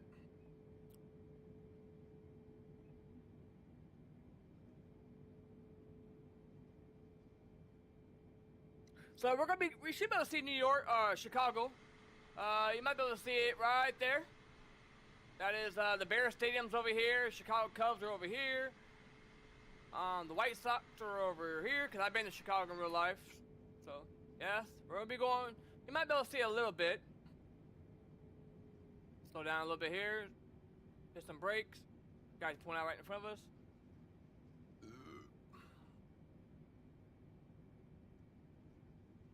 Alright, looks like we got quite a bit of people in front of us. But we gotta take off. Why are we all taking off in the same runway? What is ATT doing? Are they drunk? Why are they having us to go to one runway? It looks like.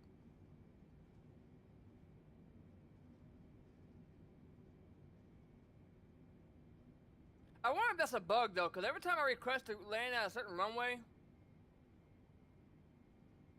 they never give it to me. See you later, man. Safe flight.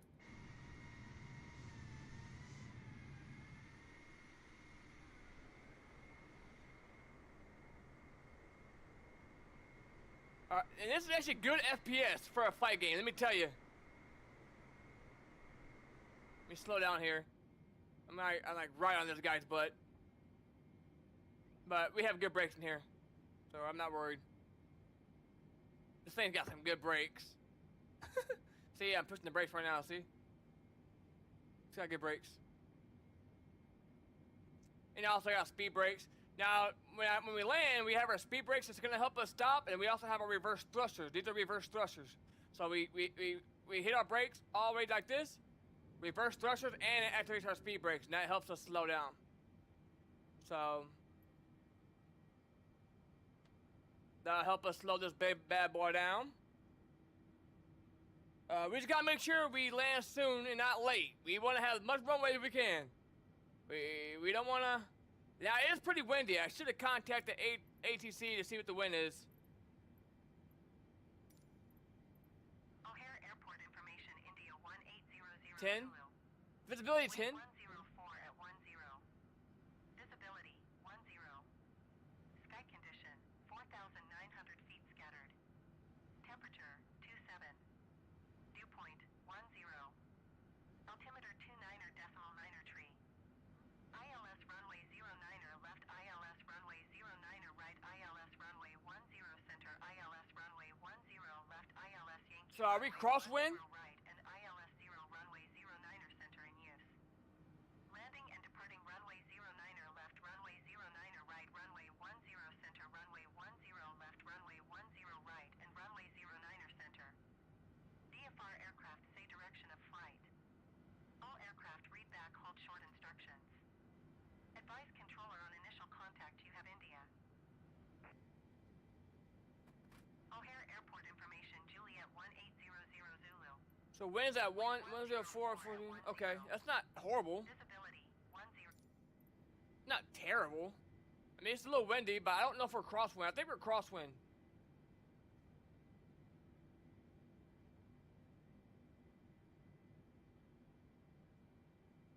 Oh my god, dude, we ain't gonna be able to see nothing. We need to get above the clouds and stay above the clouds, I think. We're not gonna see nothing. It's not gonna be a nice flight where we're gonna be able to sightsee and see around. Oh my god, look at all these planes. It's gonna be pretty cloudy. We're gonna see nothing but clouds below us. Until probably we get to Chicago. I mean, I don't know how Michigan and Cleveland looks. I can look. I'm not sure what the weather looking like there. I wish we had weather on the VFR map so I can see, because you can only see so far for the weather on your actual instrument panel here. O'Hare Tower Air Force 777 ready for IFR departure, runway 10 left. Air Force 777 line up and wait. Vista 79. We got a plane coming in. Chicago departure on 128.5. We're gonna have to sit here and wait. Good day. No, he's going to the other runway, unless he's going here. Line up and wait, Air Force 777.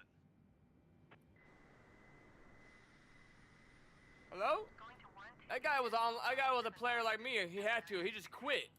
He quit the game, bro. Wait, is he coming with us? Is he coming on this runway? Yeah, but he's a ways out. I can make it, but I gotta hurry up and do my checklist.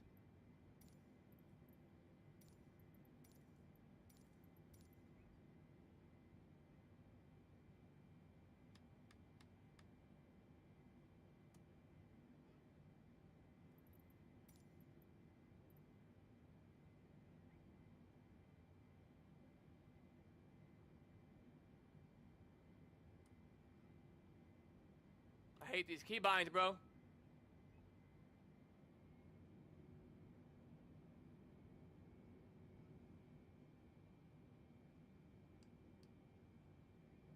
There we go. Let's go, let's go, let's go.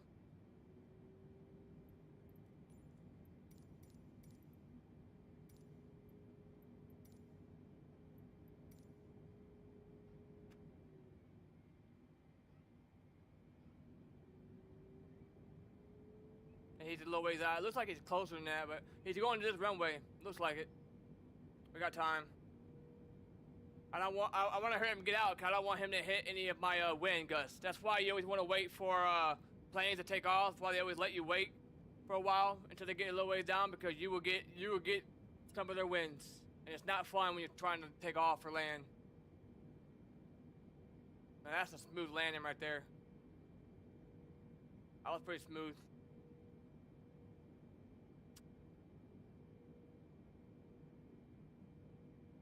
Alright, there's Chicago over there. We're heading east, going toward Lake Michigan. We ain't gonna see nothing. It's cloudy as hell. Altimeter 29er.9er tree, wind 104 at 10.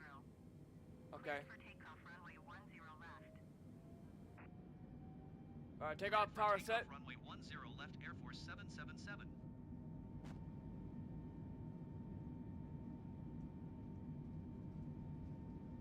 Alright. V1. Rotate.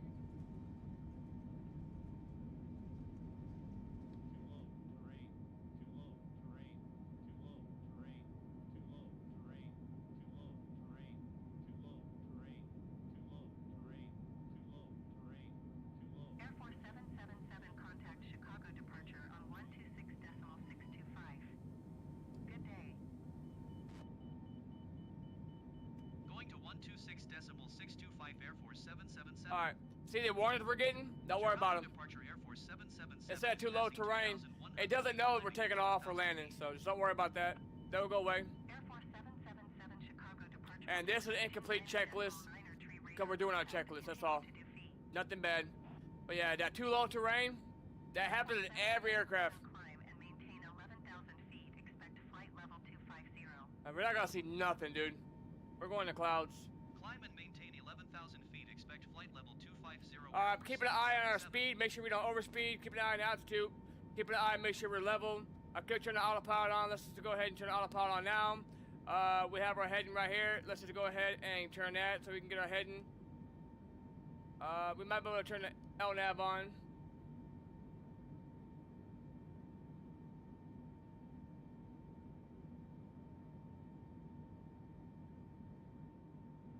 My God, can't see nothing.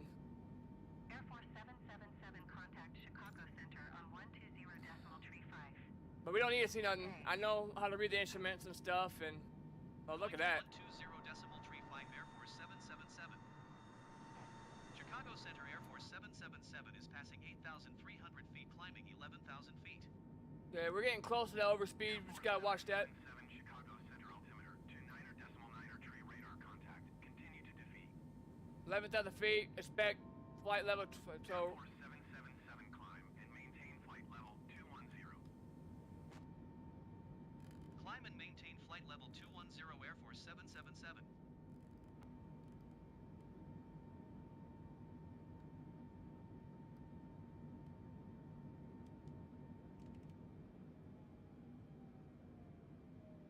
okay.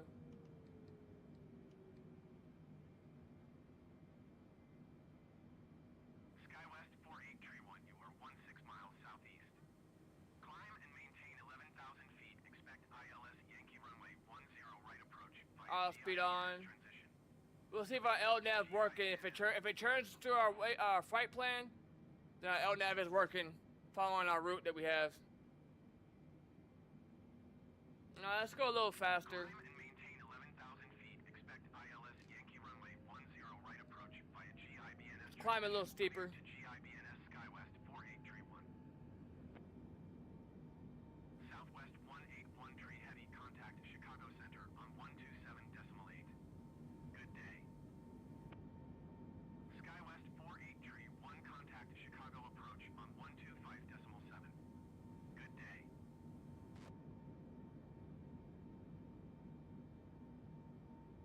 Vista 79er 6 heavy, contact Chicago Center on 127.8. Good day.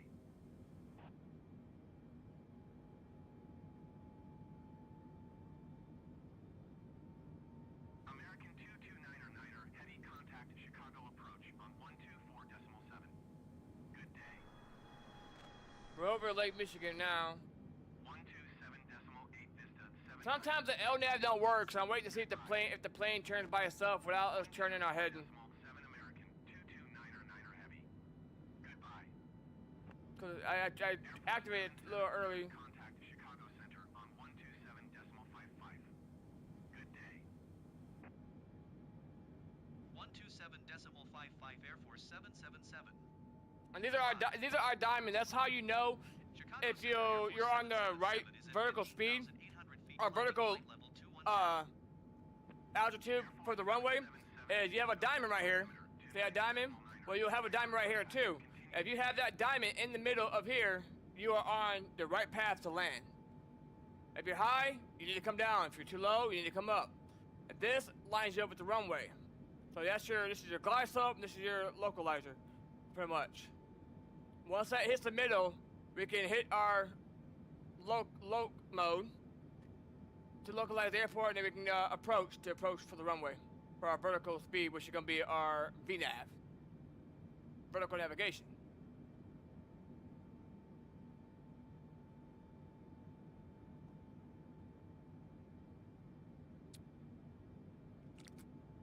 The hard work's done. We just chill. Air Force 777 climb and maintain flight level 250. Everybody in the game probably like Air Force. Maintain flight level 250 Air Force 777. So that's our cruising altitude. We'll turn off the seatbelt signs and all that fun stuff. I'm waiting to see if we turn. If we turn here, our LNAV is working, and our heading won't be, be taken over. You can see it has a heading select and then the LNAV.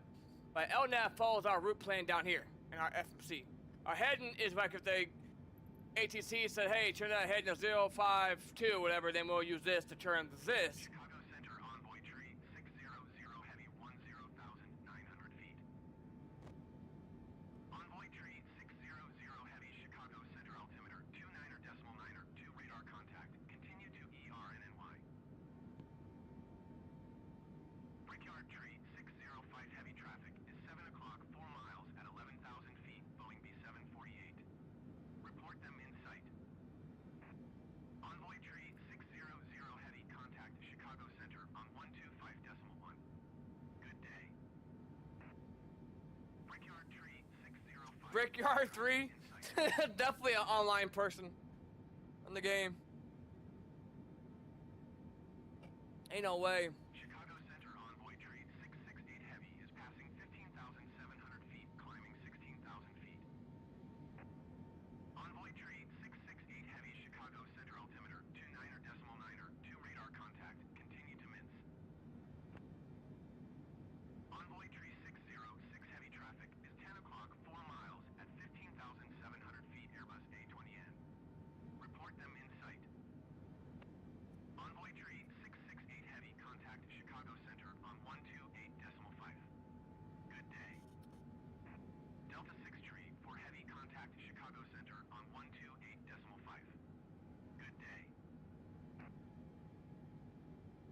Chicago Center Air Canada 791 heavy is at flight level 280 climbing flight level 320.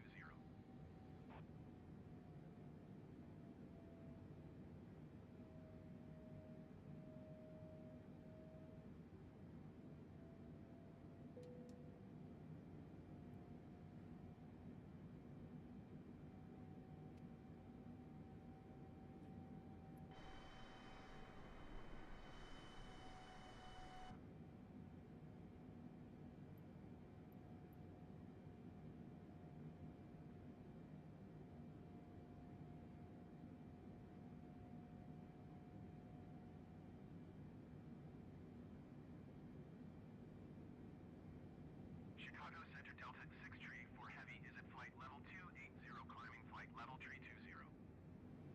Delta 6 tree for heavy Chicago Center radar contact. Continue. Yep, LNAV is working. See how we're turning by itself? We ain't gotta do nothing. We can sit here and masturbate, do anything we want to do. We chilling. We chill like a villain. Real talk.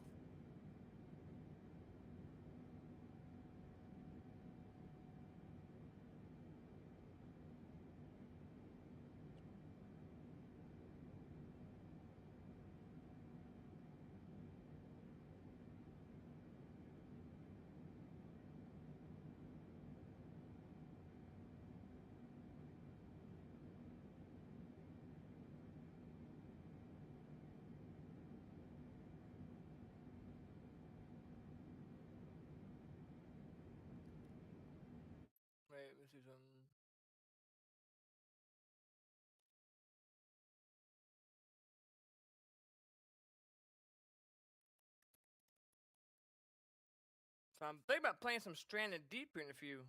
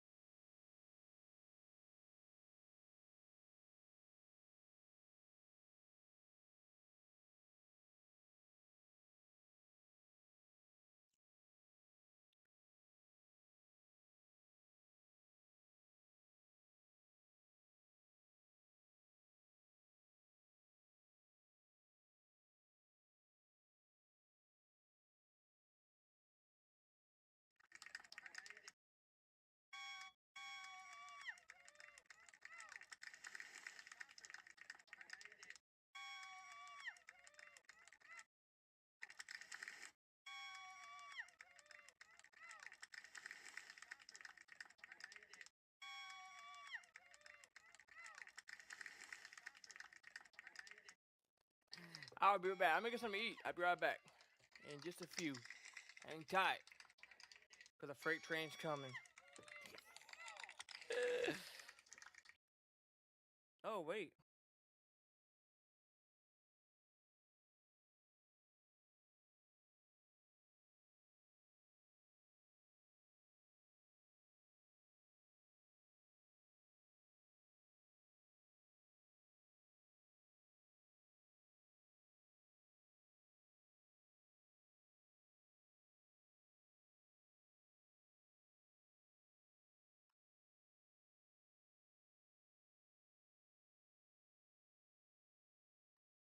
I'll be right back.